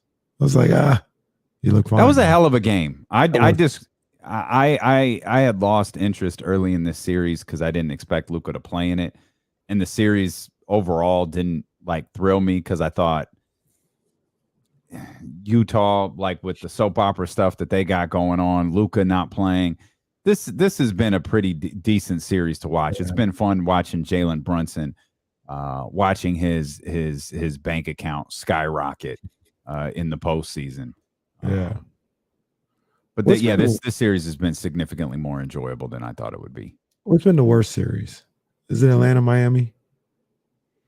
Yeah, the Atlanta's I'm not surprised that Atlanta won. I'm surprised the way that they won. With Miami up and Atlanta fighting back the way that they did and being able to get that game. And, of course they were blown out, a couple days later. But yeah, that one's not particularly exciting. I'll give a shout out after trashing Pelicans fans earlier in the show. I'll give a shout out to Atlanta fans on Friday. They kind of went ballistic for that win. It was a scene. In the I thought Atlanta would be turned up for the home game. But just even the comeback and the winning shot, you see the crowd shot, you see Quavo and everybody on the court on this, they were turned up for that. It was pretty cool to see. I know you'll take offense to this. Is Atlanta like the East Coast, Los Angeles? Where you're you're stargazing, there's the stars are out in Atlanta, even more so than the Garden in Brooklyn and the culture. Yes. It's maybe the culture's East Coast LA. Yes. I mean the culture is still in the Garden and Brooklyn. What's Spike doing at Brooklyn games? Because he's from Brooklyn. But the story was Mary. The story was definitely Mary. The story with Mary, I believe it was Mary K. Blige. If I'm not mistaken, it was Mary K. Blige there. A couple times, it wasn't Mary, it was Monet who was out there. Monet went at Kyrie like his name was Kane. We'll come back. We'll talk more NBA. We'll talk with James Ham. We'll give you an update, which isn't an update on the Deebo Samuel situation at all. And James and Kenny have a spirited conversation over a particular player in this upcoming draft. It's all on the way here. Stilo and Casey continue on Sacramento's #1 sports station, ESPN 1320. No, I think that was just their friend. No, that was just a friend. No, that wasn't Kim. No. Yeah. No, that wasn't Kim. This is incredibly accurate. I think I said that out loud 4 times. She's 50. Lord, she is 50. I mean, 50-year-old Mary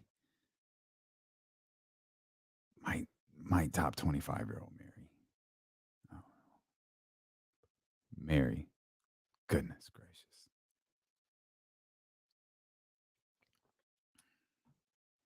Yeah, man, nice and slow is the jam, baby. That's the jam for sure.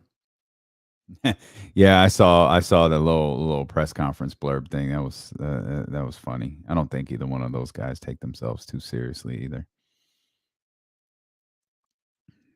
Yes, man. Mitch on the line. All right.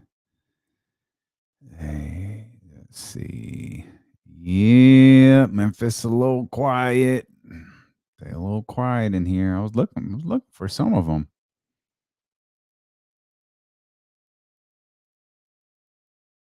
Oh, yes, Brad Clayton, all radio is dying. But yet you're listening or watching a radio show, so that's wild how that happens. What else we got in here? Grant Theft Alvarado. That's pretty good. I like that. That's pretty good.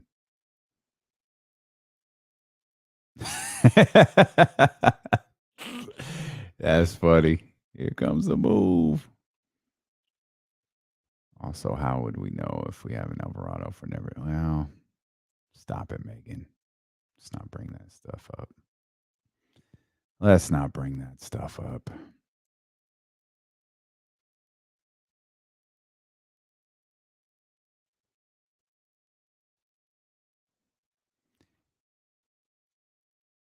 Yeah, he absolutely is. He absolutely is a dog. He annoys the hell out of me when he goes against my guys, but yeah, he is that dude. Man, Tyler, that's big money. Colin Sexton's big money. I think it's big money. I like Colin Sexton. I don't know. I have my concerns though. I don't think that's the guy for that position. I feel you. I know where you're coming from, and I don't think that's it.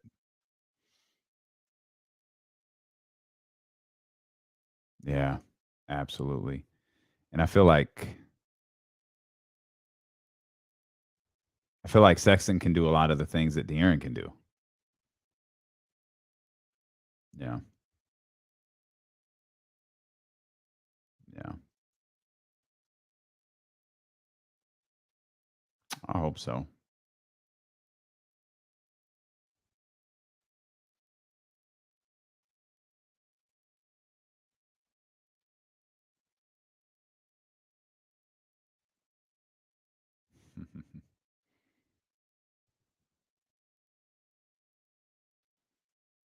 I love how like memes circulate on the internet, just like they kind of go away, then they come back. They go away, then they come back.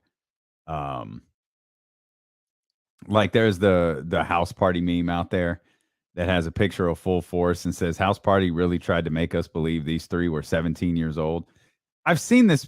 I saw this meme like years ago, but for some reason it's like back. And I guess that's just like, I guess the internet is just like fashion. It just comes back. Wait till what? Oh, it'll be back. Yeah. I did finish Ozark. Yeah, I did finish Ozark. Hell of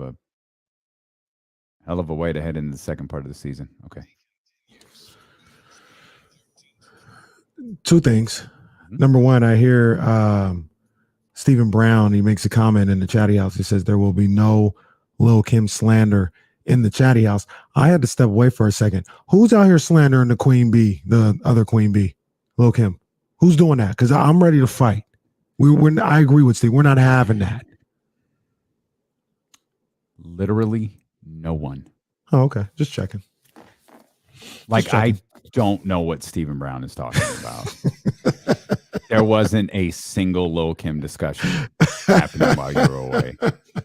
So just making sure. The other thing about it is, before we get James Ham in here and we talk about basketball and the Kings, and maybe we even talk a little, not with James Ham, but before that, a little Debo. You see two things is going on with San Francisco Giants. First of all, okay. I thought that was a question, but I'll lay out. No, go ahead. What did you see? Well, I was just gonna say I saw they won a couple of games, but I'm sure that's not a sweep. They won more than a couple. A sweep in Washington.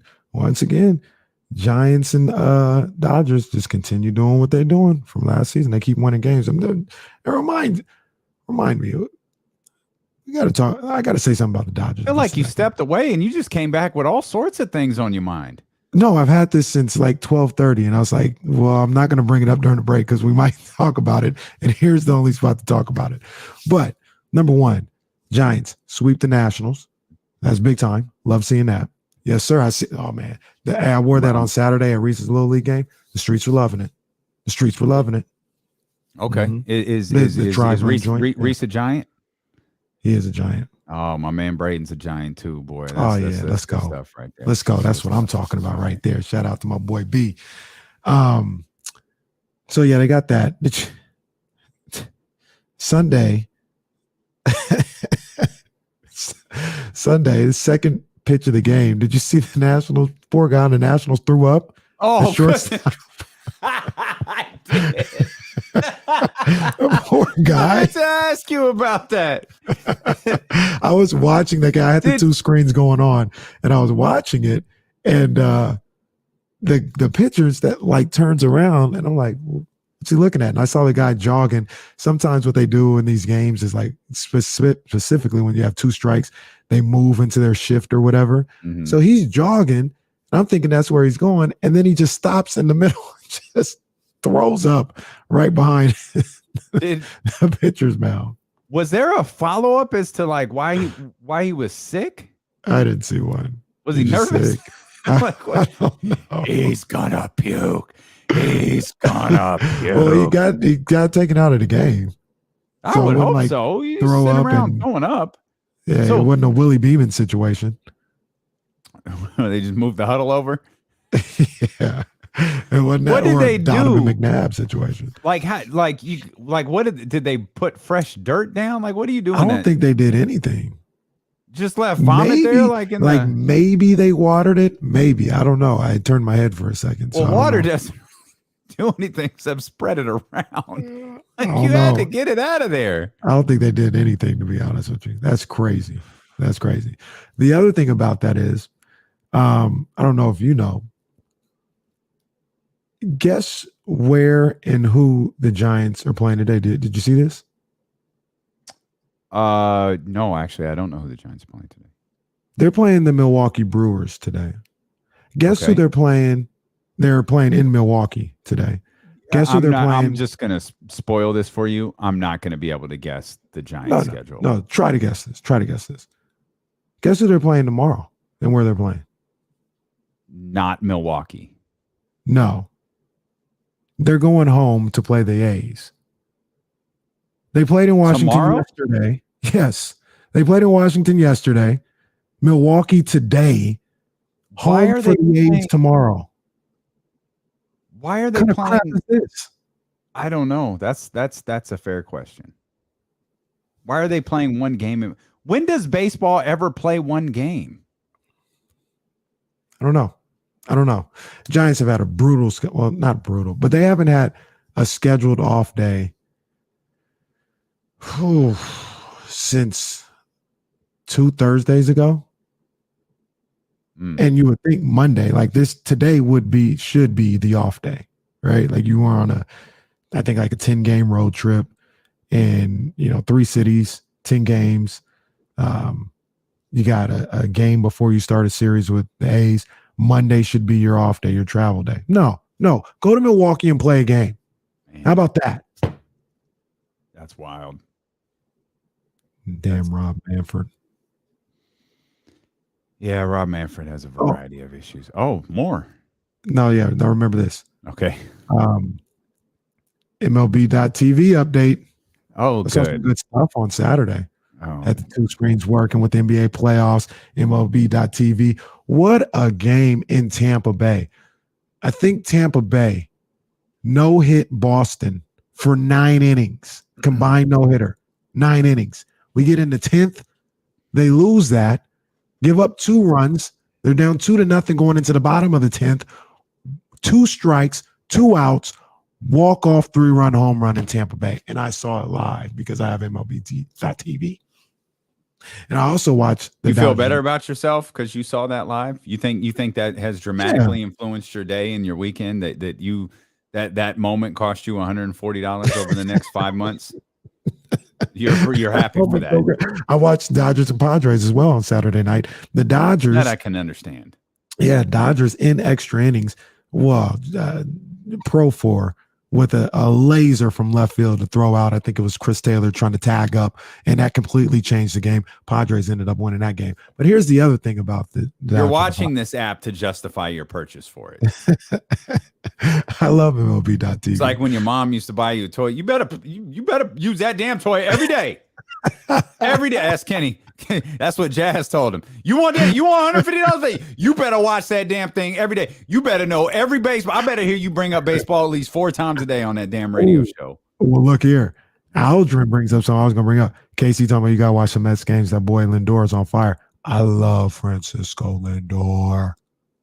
One of my top 5 players in Major League Baseball. And yes, Saturday when they were playing the Diamondbacks, I did watch a little bit until the Dodgers-Padres game started of the Mets. Now, the Mets went down early like 3-0, so I turned that thing and went to Dodgers-Padres. But no, Francisco Lindor, that's my guy. That's my guy. Matter of fact, that's who I'm trying to pattern Reese's game after, Francisco Lindor. That's my guy right there. Last thing about baseball. Jesus Christ. Serious question. Okay. Why do the Dodger fans fight all the time? Oh, I don't. They need help. They need counseling. They fight all the time. 3 games in San Diego, 3 at least fights on the internet. They might have had more in the stands we didn't see, but 3 that reached the internet. Kenny following a channel called @DodgerFights. Wondering why there's always fights on this channel. Why are there always fights on the internet? Do you know I do follow something called baseball fan fights? Well, no, I know you do because you've tagged me in it, and I can't. I can't tell you how much I hate you for introducing me to the Chaotic Nightclubs page. I saw another picture the other day. That page is wild. What? And it popped up on my feed, and I swear I cursed your name out loud. Out loud. I was like, it might have been like my 10th minute on the page that I cursed Kenny out loud. I need more content from them. They're kind of young in their infancy here. I need more. Give me more. I need more pictures. But yeah, man, Dodger fans got to stop. They got to stop, man. And they got to. Do you think that the organization should talk about this? I mentioned it when we had the Boston and Kyrie thing and how the organization was like, yo, chill out with all this. You think the Dodgers organization should talk about this? Yeah. And say, hey, guys, we know it's not everybody, but we gotta. Can we not do this? But in reality, man, what are you gonna do about it? Address it, like do your part as an organization. Yeah, I thought we moved past this a few years ago with that terrible situation with the Giants fan. Bro, they're worse now. No, they fight all the time. Yeah, I don't know what the Dodgers can do, but they should try to do something. Well, and that's your baseball minute here on D-Lo and KC. Minute? In your mind, that was a minute? Kenny comes back from the Kenny walks away from the stream at 2:43, comes back and is just firing for just 10 things. He's been holding on to this stuff all day, and he's just got to get off his takes, just like Mitch does. 916-349-1320. Mitch, New Jersey. What's happening, buddy? Hey guys, I'm heading home. I'm in the truck now. I'm gonna have to pull over to talk to you from now on because you got cameras down the truck. So I guess I feel like you guys. I feel like I'm on Twitch, but nobody's paying attention to me with the cameras, except for management and security. I don't want to be stupid in my 20 months left to go. Yeah, we don't want that to happen to you, Mitch. Hey, you gotta be sound a little bit there with you. I'm hearing so much. You gotta be sound. You gotta perk up there, Casey. And you're doing a bit of the low talking here too. It's not good for the people on this side of Mississippi. You got to speak a little louder. What? I don't know anything you just said. What did he say? Oh, he was ready for more. What Mitch was. I don't know what was happening. I don't know. I never do. I absolutely never know what's happening with Mitch. I just love when he calls, just like I love when James Ham, the creator of the Kings Beat and our 1320 Kings Insider. That actually says James Ham and Sean Cunningham, when in fact it is just James Ham. Hammer, what's happening? What's going on, guys? What's happening? James Ham, what's going on, big dog? I don't know. Hopefully we have better internet this time. Oh, well, it's been made for some fun on Friday, that's for sure. You're listening to D-Lo and KC on ESPN 1320 KIFM, West Sacramento, KRXQ, HD2 Sacramento, and Odyssey Station, and driven by last year's Elk Grove Dodge. James is going to be with us for the next hour. Here's what I want to do. I want to talk in depthly about some of the coaching candidates as this hour progresses.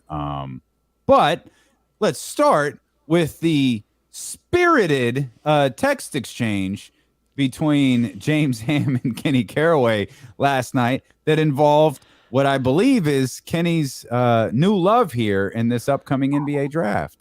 Hey. I'm just saying. I'm just saying. I'm really ready to move on from this pick. to get a top guy. But I don't know, man. You got a chance to draft this guy. And we're talking about Shaedon Sharpe, the guy, quote unquote, out of Kentucky, even though he never played a minute for Kentucky. But I don't know what he's going to be, but he might have the biggest ceiling of anybody in the draft. Okay, so I just wanted for those on the radio and for those on the Odyssey app, Kenny took a long pause and looked up to the sky before he said that. I'm thinking because Paolo, yeah, maybe, but Paolo's kind of still. I don't know what Paolo's going to be. I know a lot of people love Jabari Smith Jr. I like him too, but Shaedon Sharpe, when you're talking about a guy that could possibly be Devin Booker, Paul George, I mean, the ceiling's crazy. He might have the highest ceiling of anybody in the draft. He might. I mean, there are some interesting things about him. I mean, he's 6'6" with a 7-foot wingspan. He's got big hops. He really, really started taking huge steps late in his high school career, and became. I think he was probably he was right around the number 3 prospect coming into this year, and then of course he doesn't play, and so that's a problem. There's also some things that have to be worked out when it comes to his eligibility for the draft. It comes down to when he graduated high school, and there's some questions as to whether he graduated high school. It has to be 1 year from October 19th, when the 2021-22 season began, right? So he had to have already graduated high school before the season, this season that we're currently in, before it began. I think he's intriguing. I'm not going to say that he's not intriguing. More than anything else, I was disappointed that he was working out in a gym with walls that weren't textured or painted. That was something that got under my skin. Like, if you're gonna do these high level prospect workouts, you can't do where I see where the strips for the screw holes were covered with taping mud. James isn't kidding. He was very offended by it. I was offended. Orange peel that thing, maybe an imperfect smooth, smack some paint on it so we can wash the walls. I was more James grabbed his pool belt and was headed to wherever this workout was. I'm like, where is this kid right now? I need to go there. I'm not down with the bare wall. This is ridiculous. It's like he's working out in someone's old garage. I mean, it's just bad. Anyway, more than anything else, it comes down to when I see a tweet from somebody who's a heavy hitter, like Jonathan Givony is a heavy hitter in the draft world, right? So he's a guy who started Draft Express. He's the guy who fully brought in Mike Schmitz, who's become, in my opinion, the best on the ground draft expert that there is in the league. Him and Sam Vecini are, in my opinion, the two from The Athletic are the two best of the best when it comes to the draft. And so Givony, if you're going to go out there and you're going to say, in this setting, he looks like the number 1 pick in the draft. And then I watched the same tape that everyone else did. What setting is this where some guy's playing phantom defense and he's blowing by him and dunking? I text to you, we could make me look like the number 1 pick in the draft in that setting, and I guarantee you there would be texture on those walls. Those walls would be painted. Yeah, No, the drills that he was going through, I mean, it was absolutely catered to him to looking good. But I'll ask you this, James. I know team workouts are different because maybe they're making them, they got 2 draft prospects who are competing with each other. But when these teams have pro days, isn't that about what that is? No, I mean, I don't think, look, it just depends on who he lands with as an agent and what their thoughts are on the process. If they think he can go top 5, he won't work out for anyone from 5 and down. If they think he can go top 3, he will not work out for the 4th team on the list. that's going to be the way. So what we could have here is a full-fledged Dion Waiters situation where they mystically bring in this kid and they shelter him from ever working out for anyone. Maybe he'll go and have a couple of dinners with the number 1 and number 2, and then we'll get to the draft and no one will know who he is. And it's really an interesting situation because, very seldom have we seen players that just haven't played at all in college that step in and you have to make predictions. And I've talked to you guys about this a bunch of times. We're making predictions off a kid who his junior and senior year of high school were completely impacted and destroyed by COVID. Yeah. Like it is what it is. Like there just was no way for him to go out and have the same level experience that kids 2, 3, 4 years before were getting. And so I think it's a risky proposition.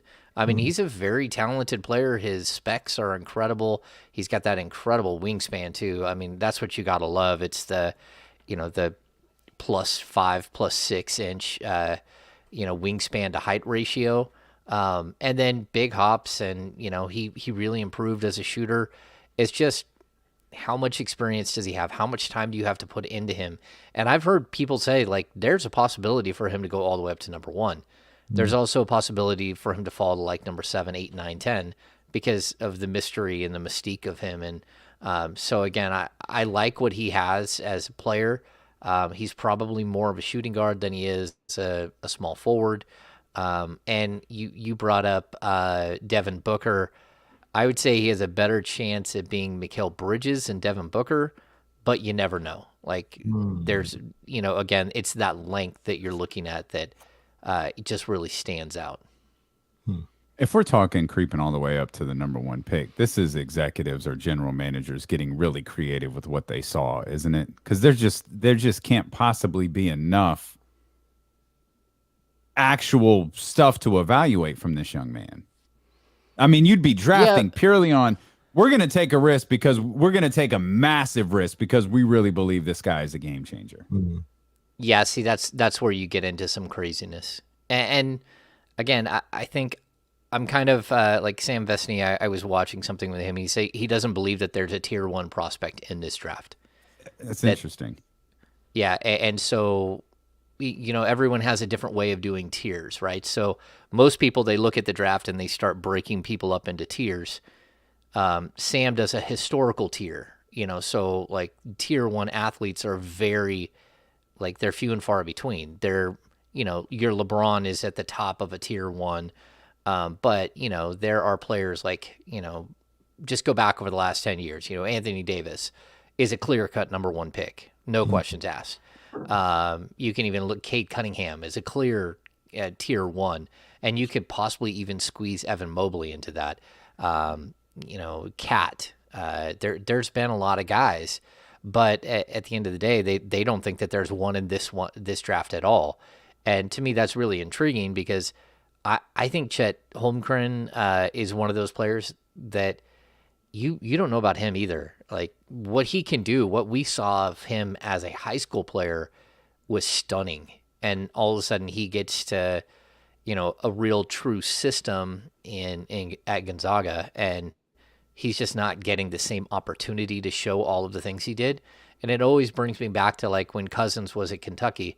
Like, they just chained him to the basket. They said, you don't get to move. This is it. You're going to be right here. We've got our rim runner in, the Willie Cauley-Stein types. We've got our guard that attacks the rim, which, again, Calipari always has.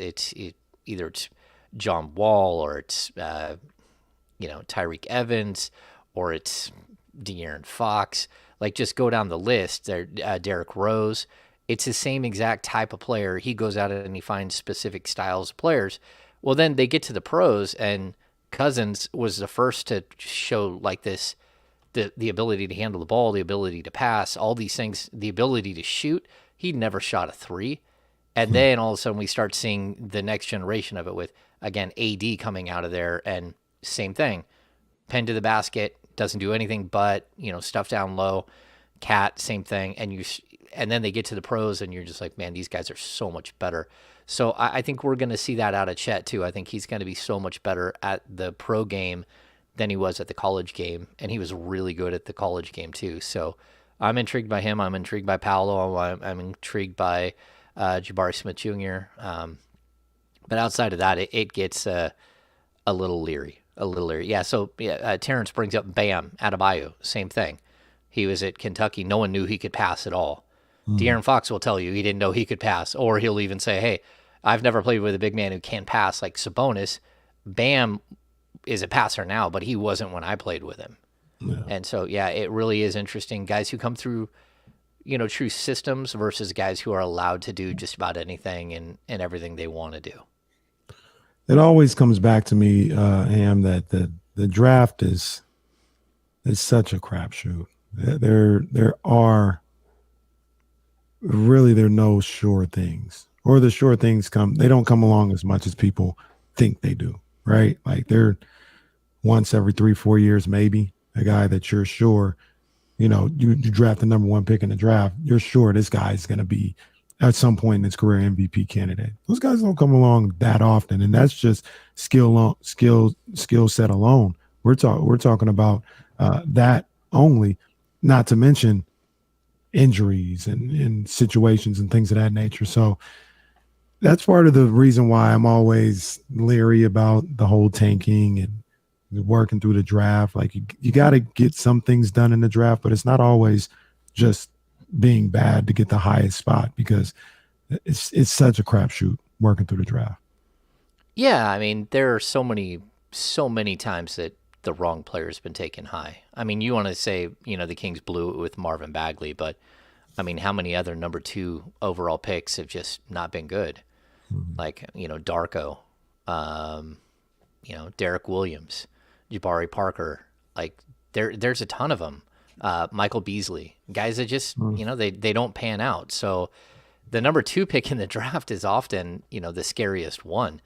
I mean, people forget that, not only was Greg Oden taken number 1 and had injuries over Kevin Durant, but who is the guy that the Phoenix Suns took a couple of years ago that, I mean, he was out of the league so quick, and he was the number 1 overall pick. It wasn't a good draft, but you go back and look at that draft, and sure enough, there are players in that draft that are great. Anthony Bennett. That was Cleveland. Yeah. It was Cleveland. Okay. Yeah. So just there are a lot of players that don't pan out in the top 5. Yeah, Hakeem Shabit, number 2 overall.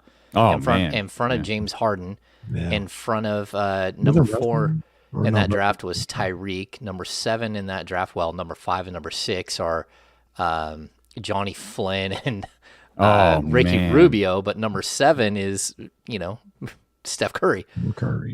Yeah. So Anthony Bennett. There we go. Yeah. So I mean, it is a bit of a crapshoot. You have to figure out what it is that you're looking for in a draft, and then you have to hunt for it. I think the biggest thing that we've seen in past years is that the Kings don't always value the right things, and so I would like to see them value some things like toughness, things like a dog, a guy who has a personality to be in number 1.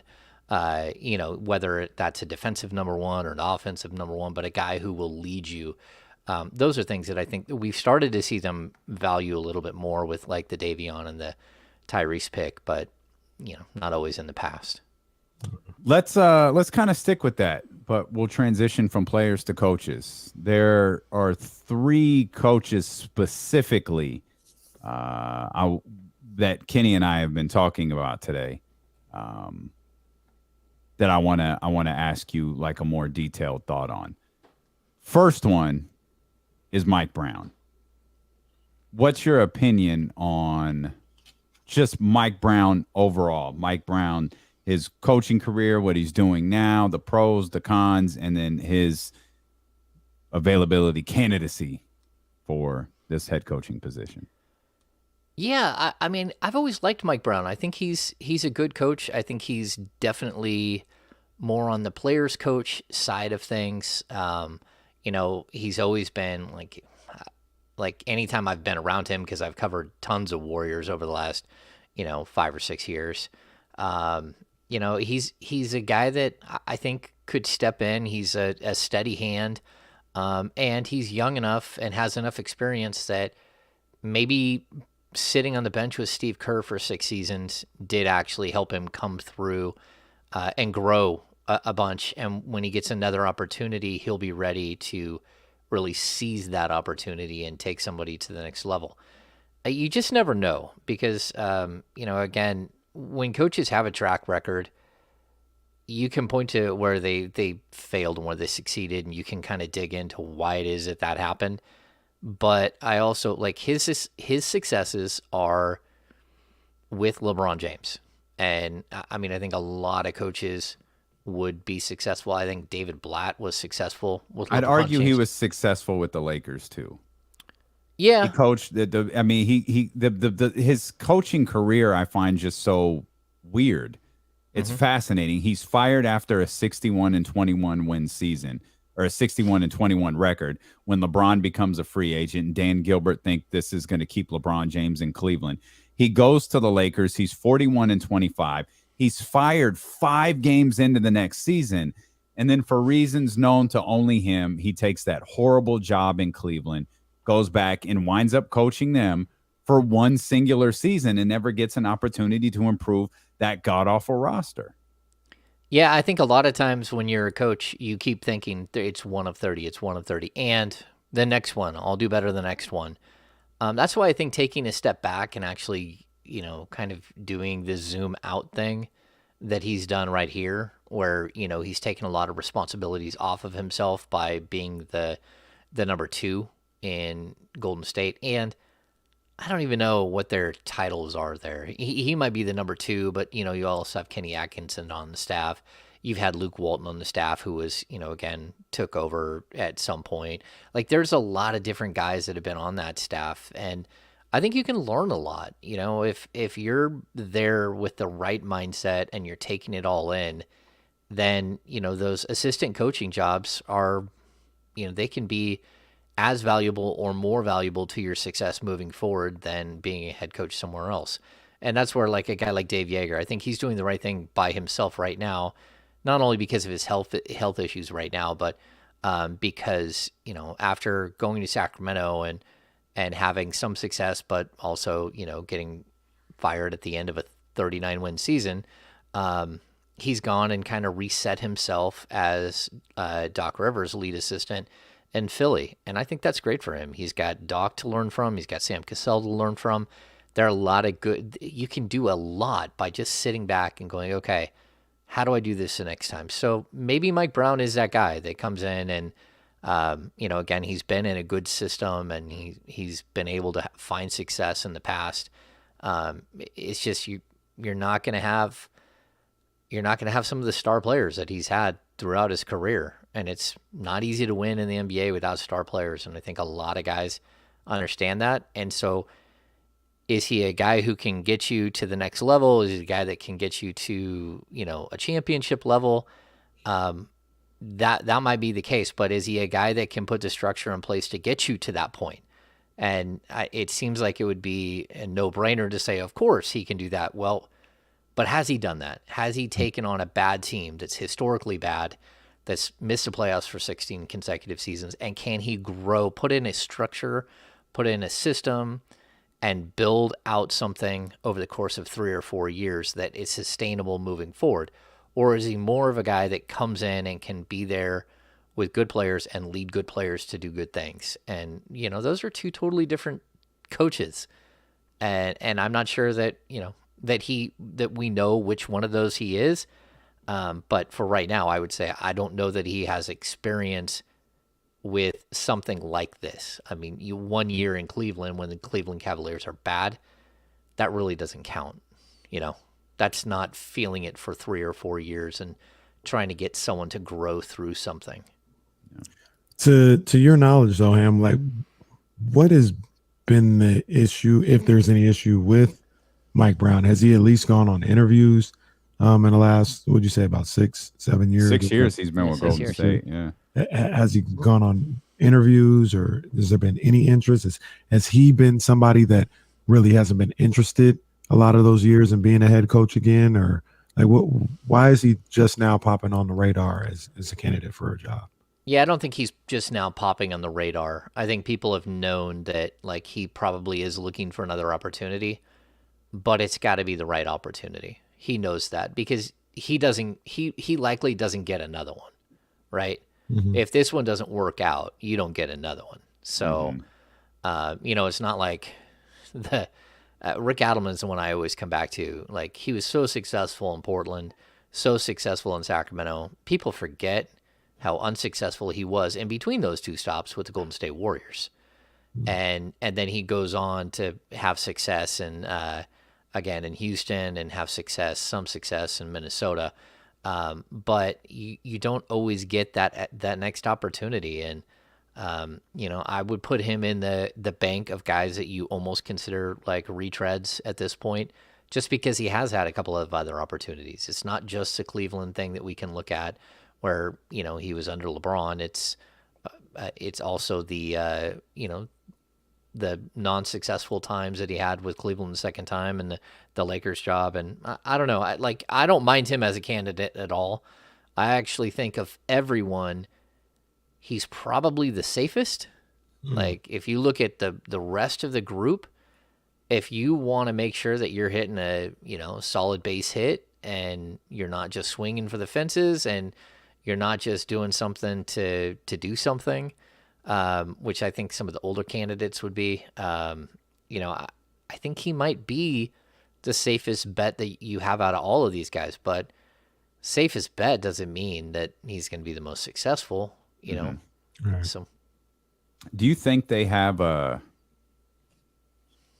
going into the interviews this week, their first round of interviews, do you think they have a front runner? I don't know. I mean, I think that, I think that they're intrigued by the three the three guys who have not been head coaches in the past, and Charles Lee and Darvin Ham and Will Hardy. I think that they're intrigued by those guys just like everyone else is, because there's an unknown there. And I think the biggest problem you have is you're gambling on any of them because they have no track record at all.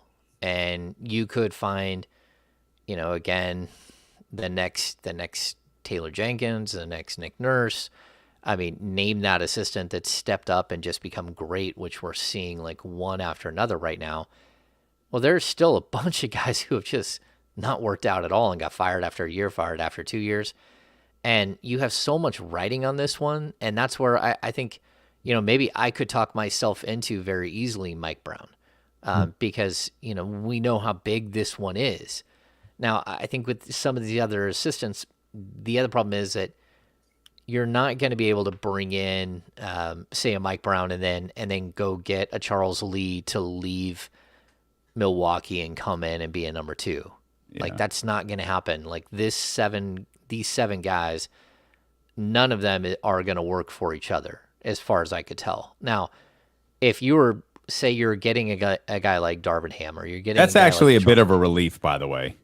Yeah, because my worst fear was they've hired Darvin Ham. Yay! Oh yeah, Steve Clifford's the lead assistant. No, that wasn't Darvin's call. That was the King's call. Steve Clifford is the lead associate to the head coach assistant. No, I think that's the problem that you're going to run into. That you want to make sure that this is a true coaching search, and that guy, just like every other head coach in the league, gets to decide who his staff is. Now, that doesn't mean that there aren't one or two guys that they're like, hey, wink, wink, nudge, nudge, this guy's going to be on your staff. Those are situations that always happen. Bobby Jackson was here in Sacramento through a couple of coaches, and it was always the understanding, like, you take the job, then you can sit down, and if you have some sort of crazy personality conflict, then maybe we don't bring Bobby in. But, like, again, Doug Christie, Rico Hines, those are guys that I think instantly you think, okay, there's a good chance that they could be on the staff moving forward.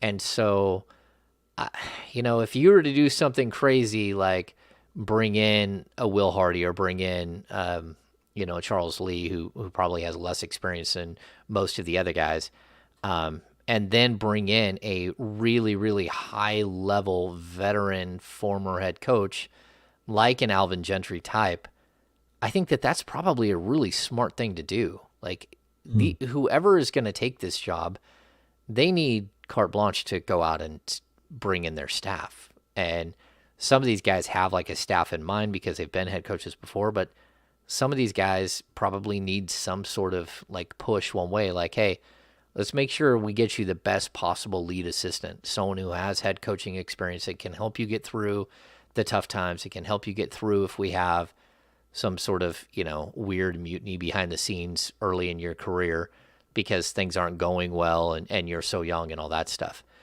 So I think that there's a possibility here that we do see. I don't think one of the other older coaches brought in, but I think there will be another veteran brought in to help out, especially if they go young. Did that raise a red flag for you when Gentry was brought in for Luke Walton? Do you remember? No, I mean, first of all, they had a relationship. So those two guys were together on Steve Kerr's bench in Golden State. So they have a friendship. And, Alvin has said it multiple times that, he did not want Luke fired. This is not what he was looking forward to.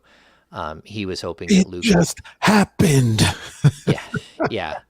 Yeah. But I mean, there's also like, you get a guilty conscience with that stuff. And I'll tell you this too. Like I've brought this story up before, but the Kings at one point tried to hire Alvin Gentry as their lead assistant under Michael Malone. And then told him that they were going to let Michael Malone go 20 games into the season and he would be the head coach. And he was not okay with that. And he called Michael Malone and told him what they said and what the plan was and refused the job. And so, like, Alvin Gentry is an honorable man.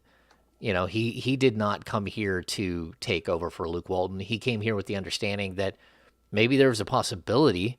But at the same time, he was on Luke's staff for a year and 17 games. It wasn't like he came in, 3 weeks before the season started and then all of a sudden everyone's looking around, oh, what's that guy doing over here? He wasn't a late ad. He worked the staff for a full year before he became the interim coach. Well, I want to ask about, I don't even know what you would qualify. I won't even tease it. I want to ask you about Mark Jackson when we come back. And I want to ask you about Will Hardy as well. Those are the two other candidates I want to focus on. And we'll do that with James Ham, our 1320 Kings insider and creator of the Kings Beat. With D'Lo and KC return here on Sacramento's #1 sports station, ESPN 1320.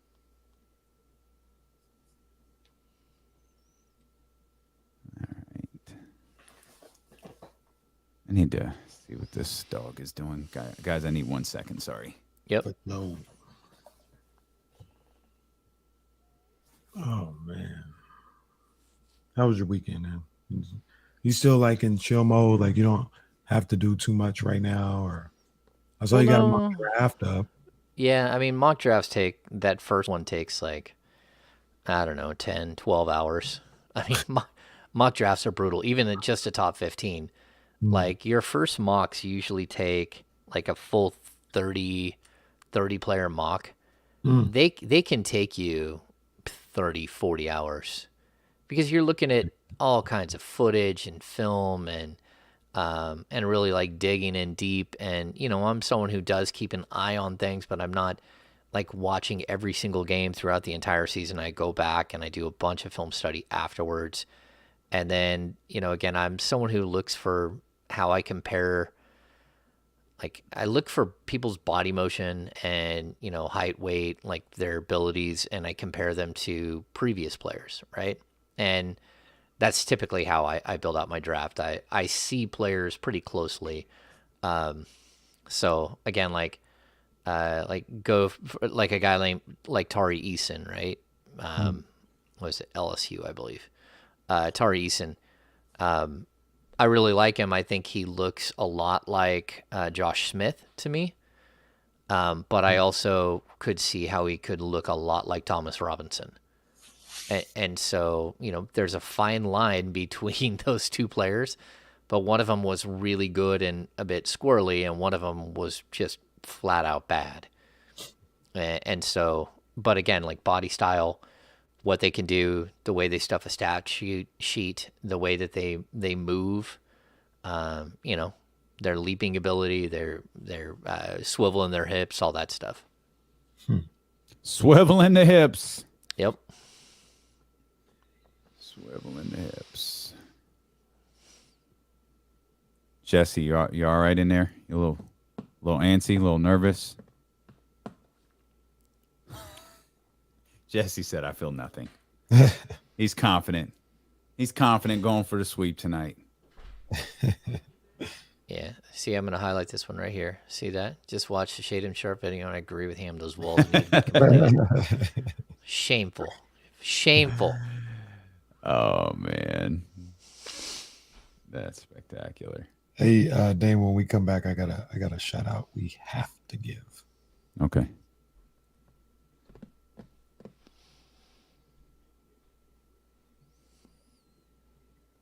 Man, the wind stay blowing around here.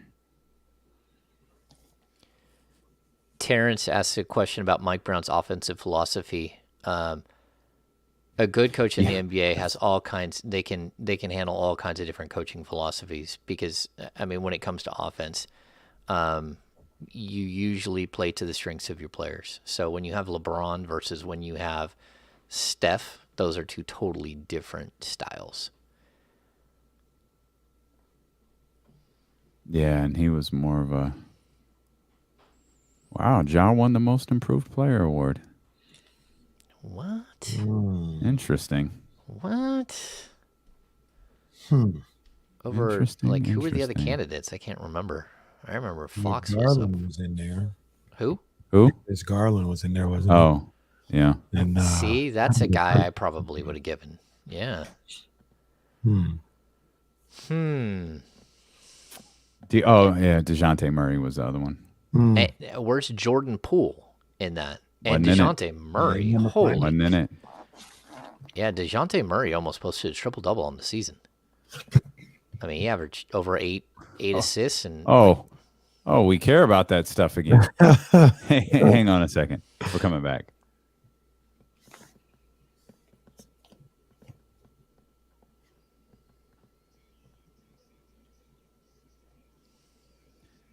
Live on the Odyssey app, live on 1320 AM, Twitch, YouTube, and Facebook Live as well as Steelo and KC, brought to you by McQueen and the Violet Fog, the smoothest gin in the world, handcrafted in Brazil. we're going to get back into some Kings talk and talk about more coaching candidates and all this other stuff. But full stop. The shame on us, Damian, that it took us almost the whole show to get here, but it has to happen as we give air horns to our guy, Lee Smith, over at the Golden One Center. NBA honored him with the Guest Services Ambassador Award, the 2022 Pete Weinmiller Guest Experience Invitation Award. Big ups to him, man. That's More awesome. awards. Anybody that's ever gone, Everybody knows Lee at the Golden One Center. Yeah. Knows who Lee is. Yep. And I can't imagine somebody anywhere else in the NBA doing it better than what he does. So No. much deserved, man. Big ups to our guy Lee. One more arrow from you. Come on, man. Yeah, that's good stuff. Lee's our guy.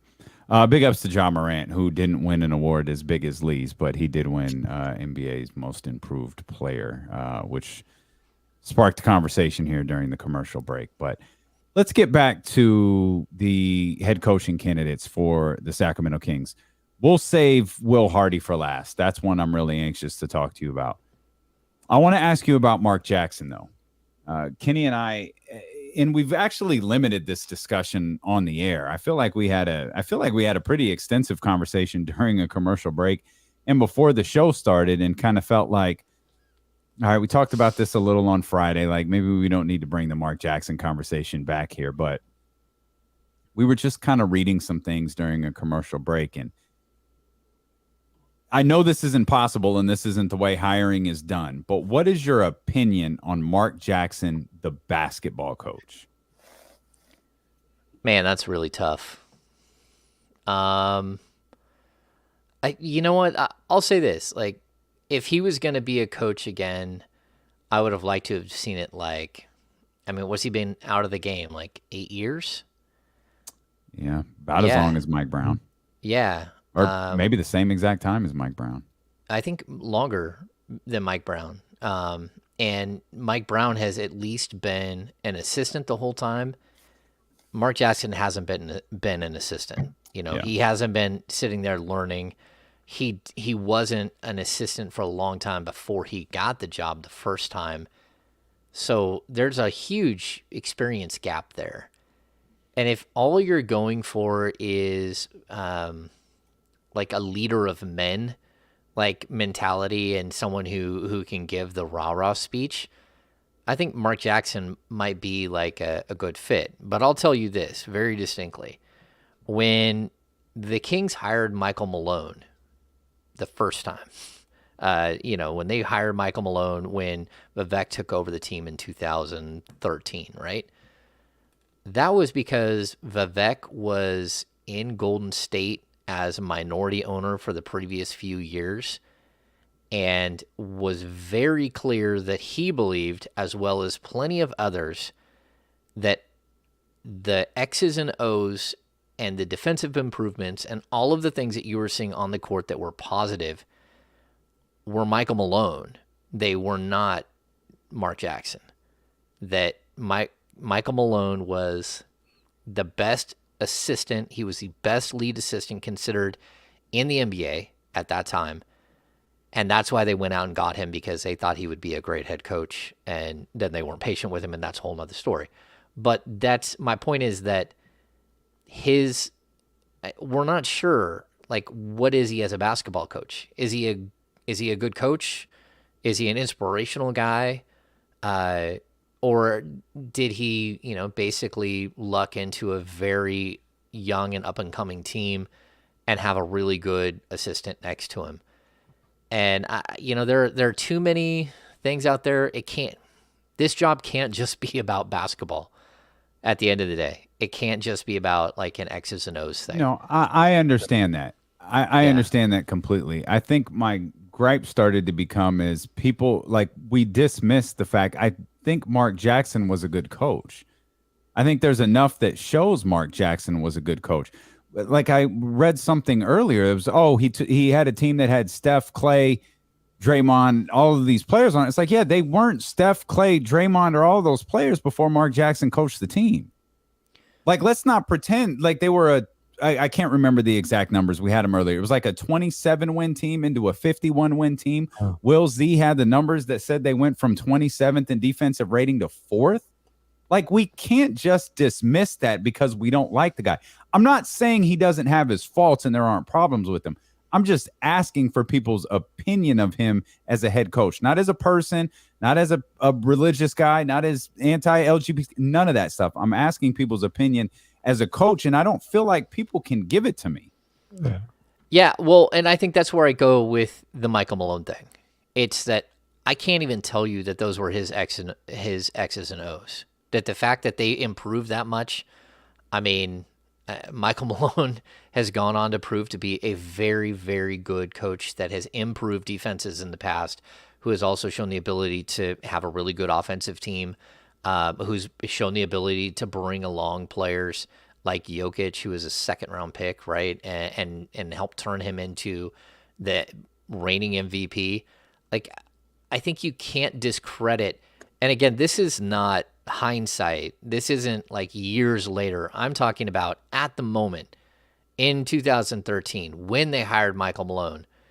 They hired him very specifically because they thought that the success of the Golden State Warriors was his and not Mark Jackson's. And I know that because those were the conversations I had at that time. You can go back, and Vivek is on the record saying that he believed that that was the guy who was responsible for what happened in Golden State. And that's why they went and got him. That's not fair. Like, that's not fair. Because nobody does that for everybody got assistants.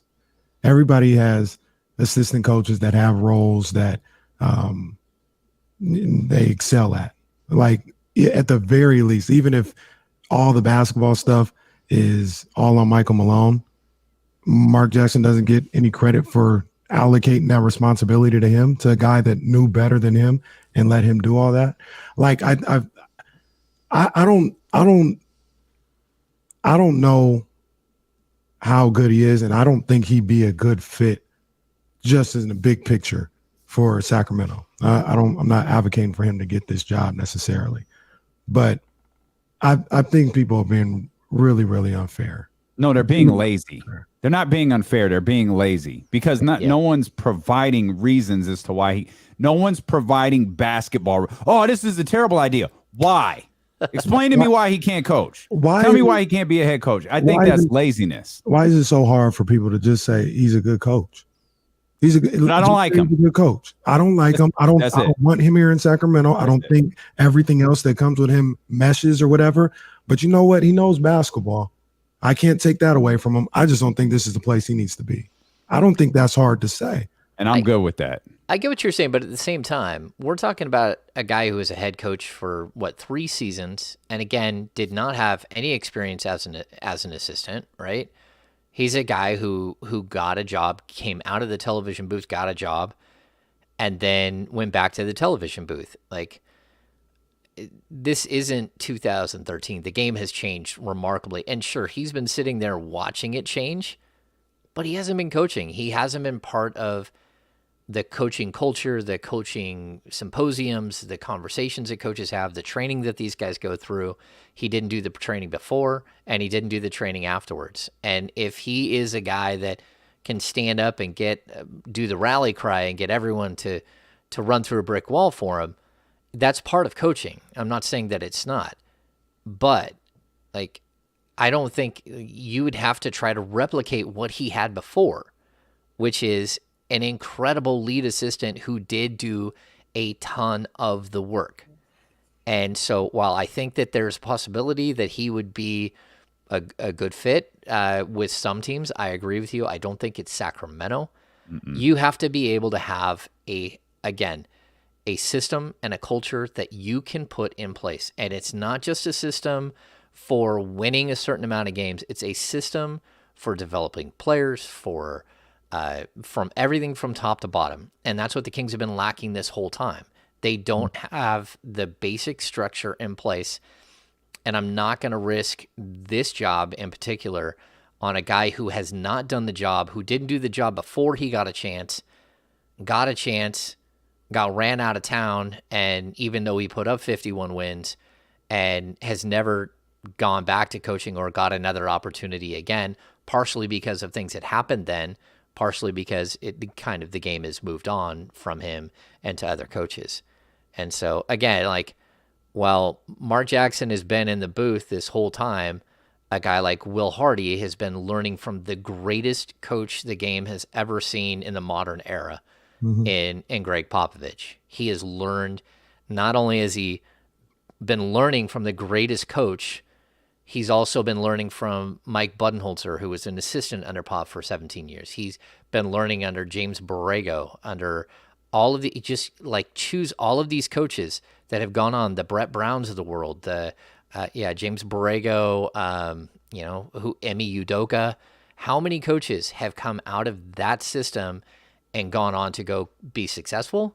Well, Will Hardy's been there working with those guys, having conversations. Like, when you have a job, the one thing you should do is you should know what you know what you don't know. And then what you should do is you should try to take in as much information and watch the people that are around you that are good at what they do. And not everybody is good at the same thing. So, when I worked grocery store, I worked with one person who is great at managing the front end of the store and one person that worked their butts off and was able to clean up the store and get everything stocked and everything. Well, to be good at that job, I need to pull from both of those guys. And that's where I think you look at a guy like Will Hardy, he hasn't just learned from the best. He's learned from the best and all of the branches of that coaching tree. And to me, that's where Mark Jackson has not done that. He has not learned how to put in a system. Did he play the game? Sure. You know who else played the game? Doug Christie. Doug Christie played the game as well, and for 14 years. So, but then, you have to take that to the next level. If you want to be a coach that's going to have success, you can't skip all these steps. That's why we're seeing when times get tough, what's happening to Steve Nash. He got nothing. Yeah. I can make the argument he did skip all them steps and he was successful. And once again, I don't think that he should be the Kings head coach. I really don't think that. But I just don't know why it's so difficult to people to say he did a good job in Golden State. And Yeah. there's always something else for somebody to discredit the job that he did. Some of that was brought on by himself. Some of it is things that other successful coaches don't ever have to deal with. And two things can be equally true. Once again, I repeat, I don't think he should be the head coach of the Sacramento Kings. This is a terrible situation for both sides to be a part of. Like, that'd be a terrible marriage. He does not need to be the next head coach of the Sacramento Kings. But he did a good job in Golden State. And that should be good enough. Like, no need to discredit him for what not saying you or anybody. I'm just saying just in general, no need to discredit what he achieved in Golden State. He did a good job there. Yeah, okay. Let's move on to what, because I just every time I glance at the chat, it's just clear that no one's it's the weirdest thing about this profession we have. No one listens. It's because behind the scenes it was a different story. Fam, if you just got here, rewind.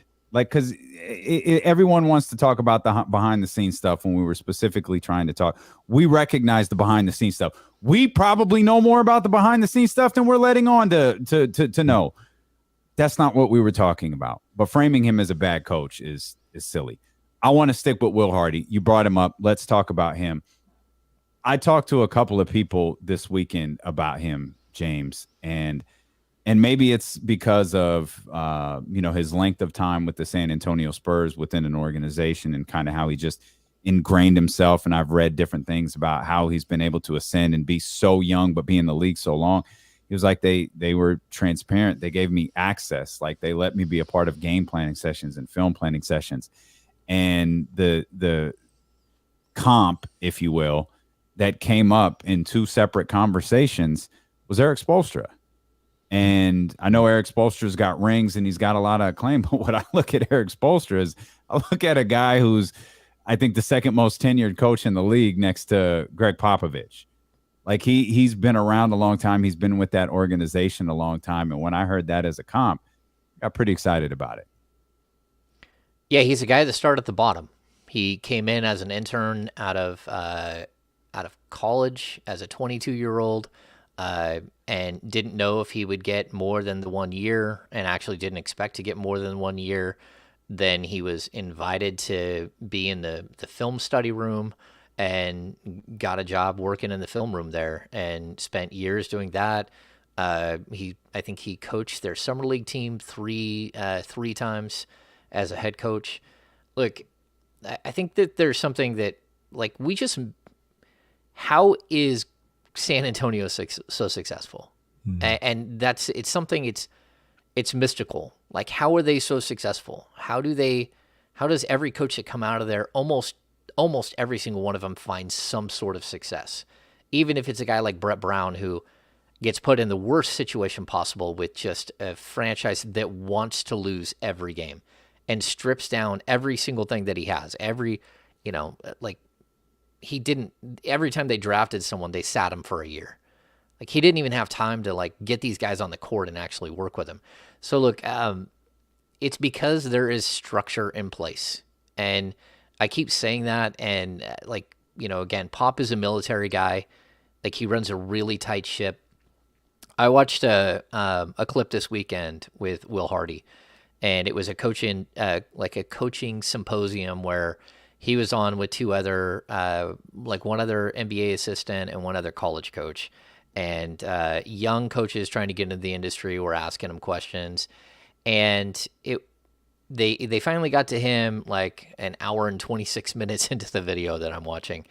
And shout out to Brendan Nunes for sending this my way. And then when they got to him, he talked about himself for a little while, talked about the way that he came up in the business. And then he stopped everything and goes, you know what, but that's not why we're here. We're here because you guys have questions, and I want to make sure that everyone has a chance to ask questions. And then he started like coaching the entire video, where he's fielding a question and he's taking it. And then he's like, but you know what? I want to go back to this coach. How would you have handled that? And so he was able to turn a video where people are really talking about themselves and talking about their way to get there and all that stuff.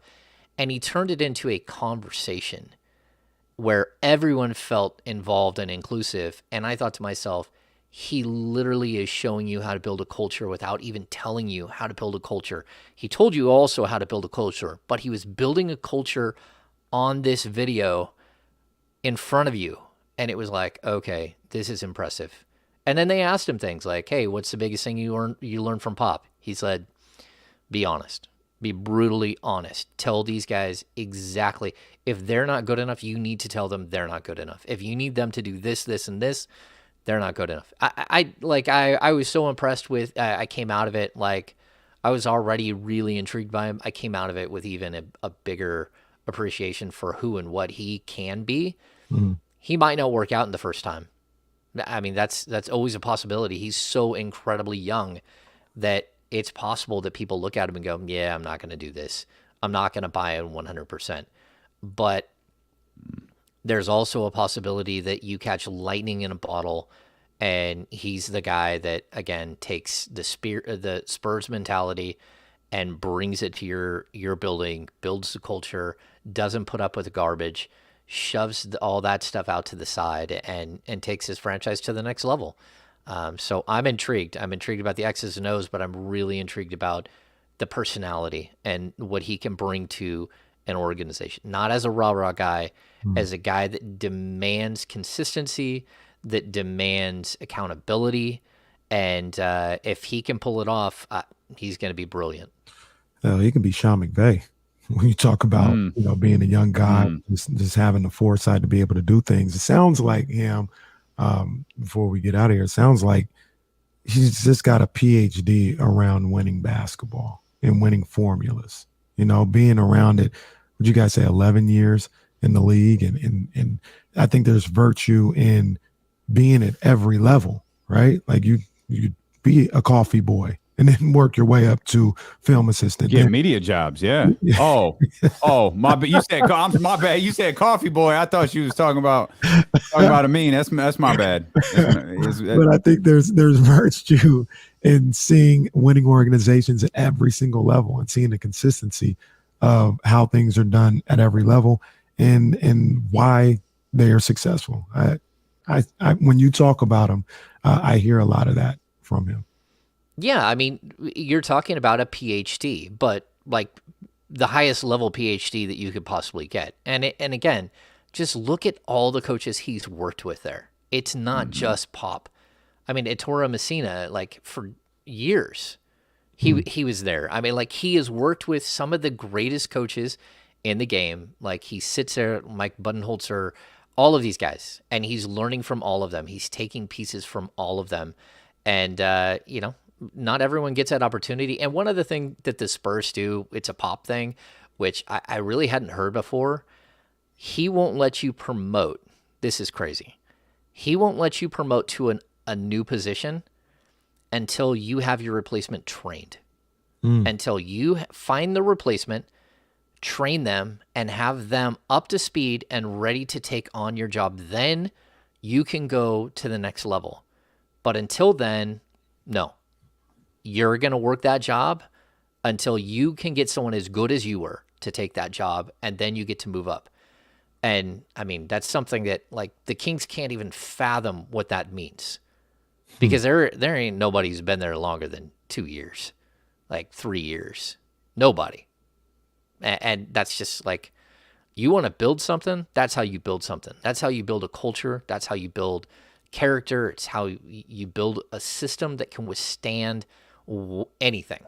That's how you do it. If there's anyone who knows something about building, it's our man James Ham right there, 1320 Kings Insider. James Ham, and builder of the Kings Beat. Head over to thekingsbeat.com to subscribe to that newsletter. Check out the podcast, all that amazing stuff. You can check out the D'Lo and Casey podcast, wherever you get podcasts from. If you're on Twitch, YouTube, or Facebook, hit the thumbs up and be back here tomorrow at noon on Sacramento's #1 sports station, ESPN 1320. Go Nets. Go Nets. Good stuff. Man, that was great. That's some really good stuff. Hey, big shout out to Tyler Jennings too. Big day for him. I think he just finished his last round of chemo. Oh, come on, man. All right, Tyler. Let's go, baby. Big ups, Tyler. Great stuff, Yeah, Tyler. pulling for you. Indeed. Just That's awesome. good work. Yes, indeed. Awesome. Yeah, I don't know. Like I'll send you guys a video that I watched, and I just blown Yeah, away. keep that to me, man. Sorry. Just blown away because he even went. He basically, without describing Marvin Bagley, described Marvin Bagley. He said that we have this culture thing that's invading our league right now, and it is these players who bounce around from one high school to the next, and they're never satisfied, and they always think that the grass is greener.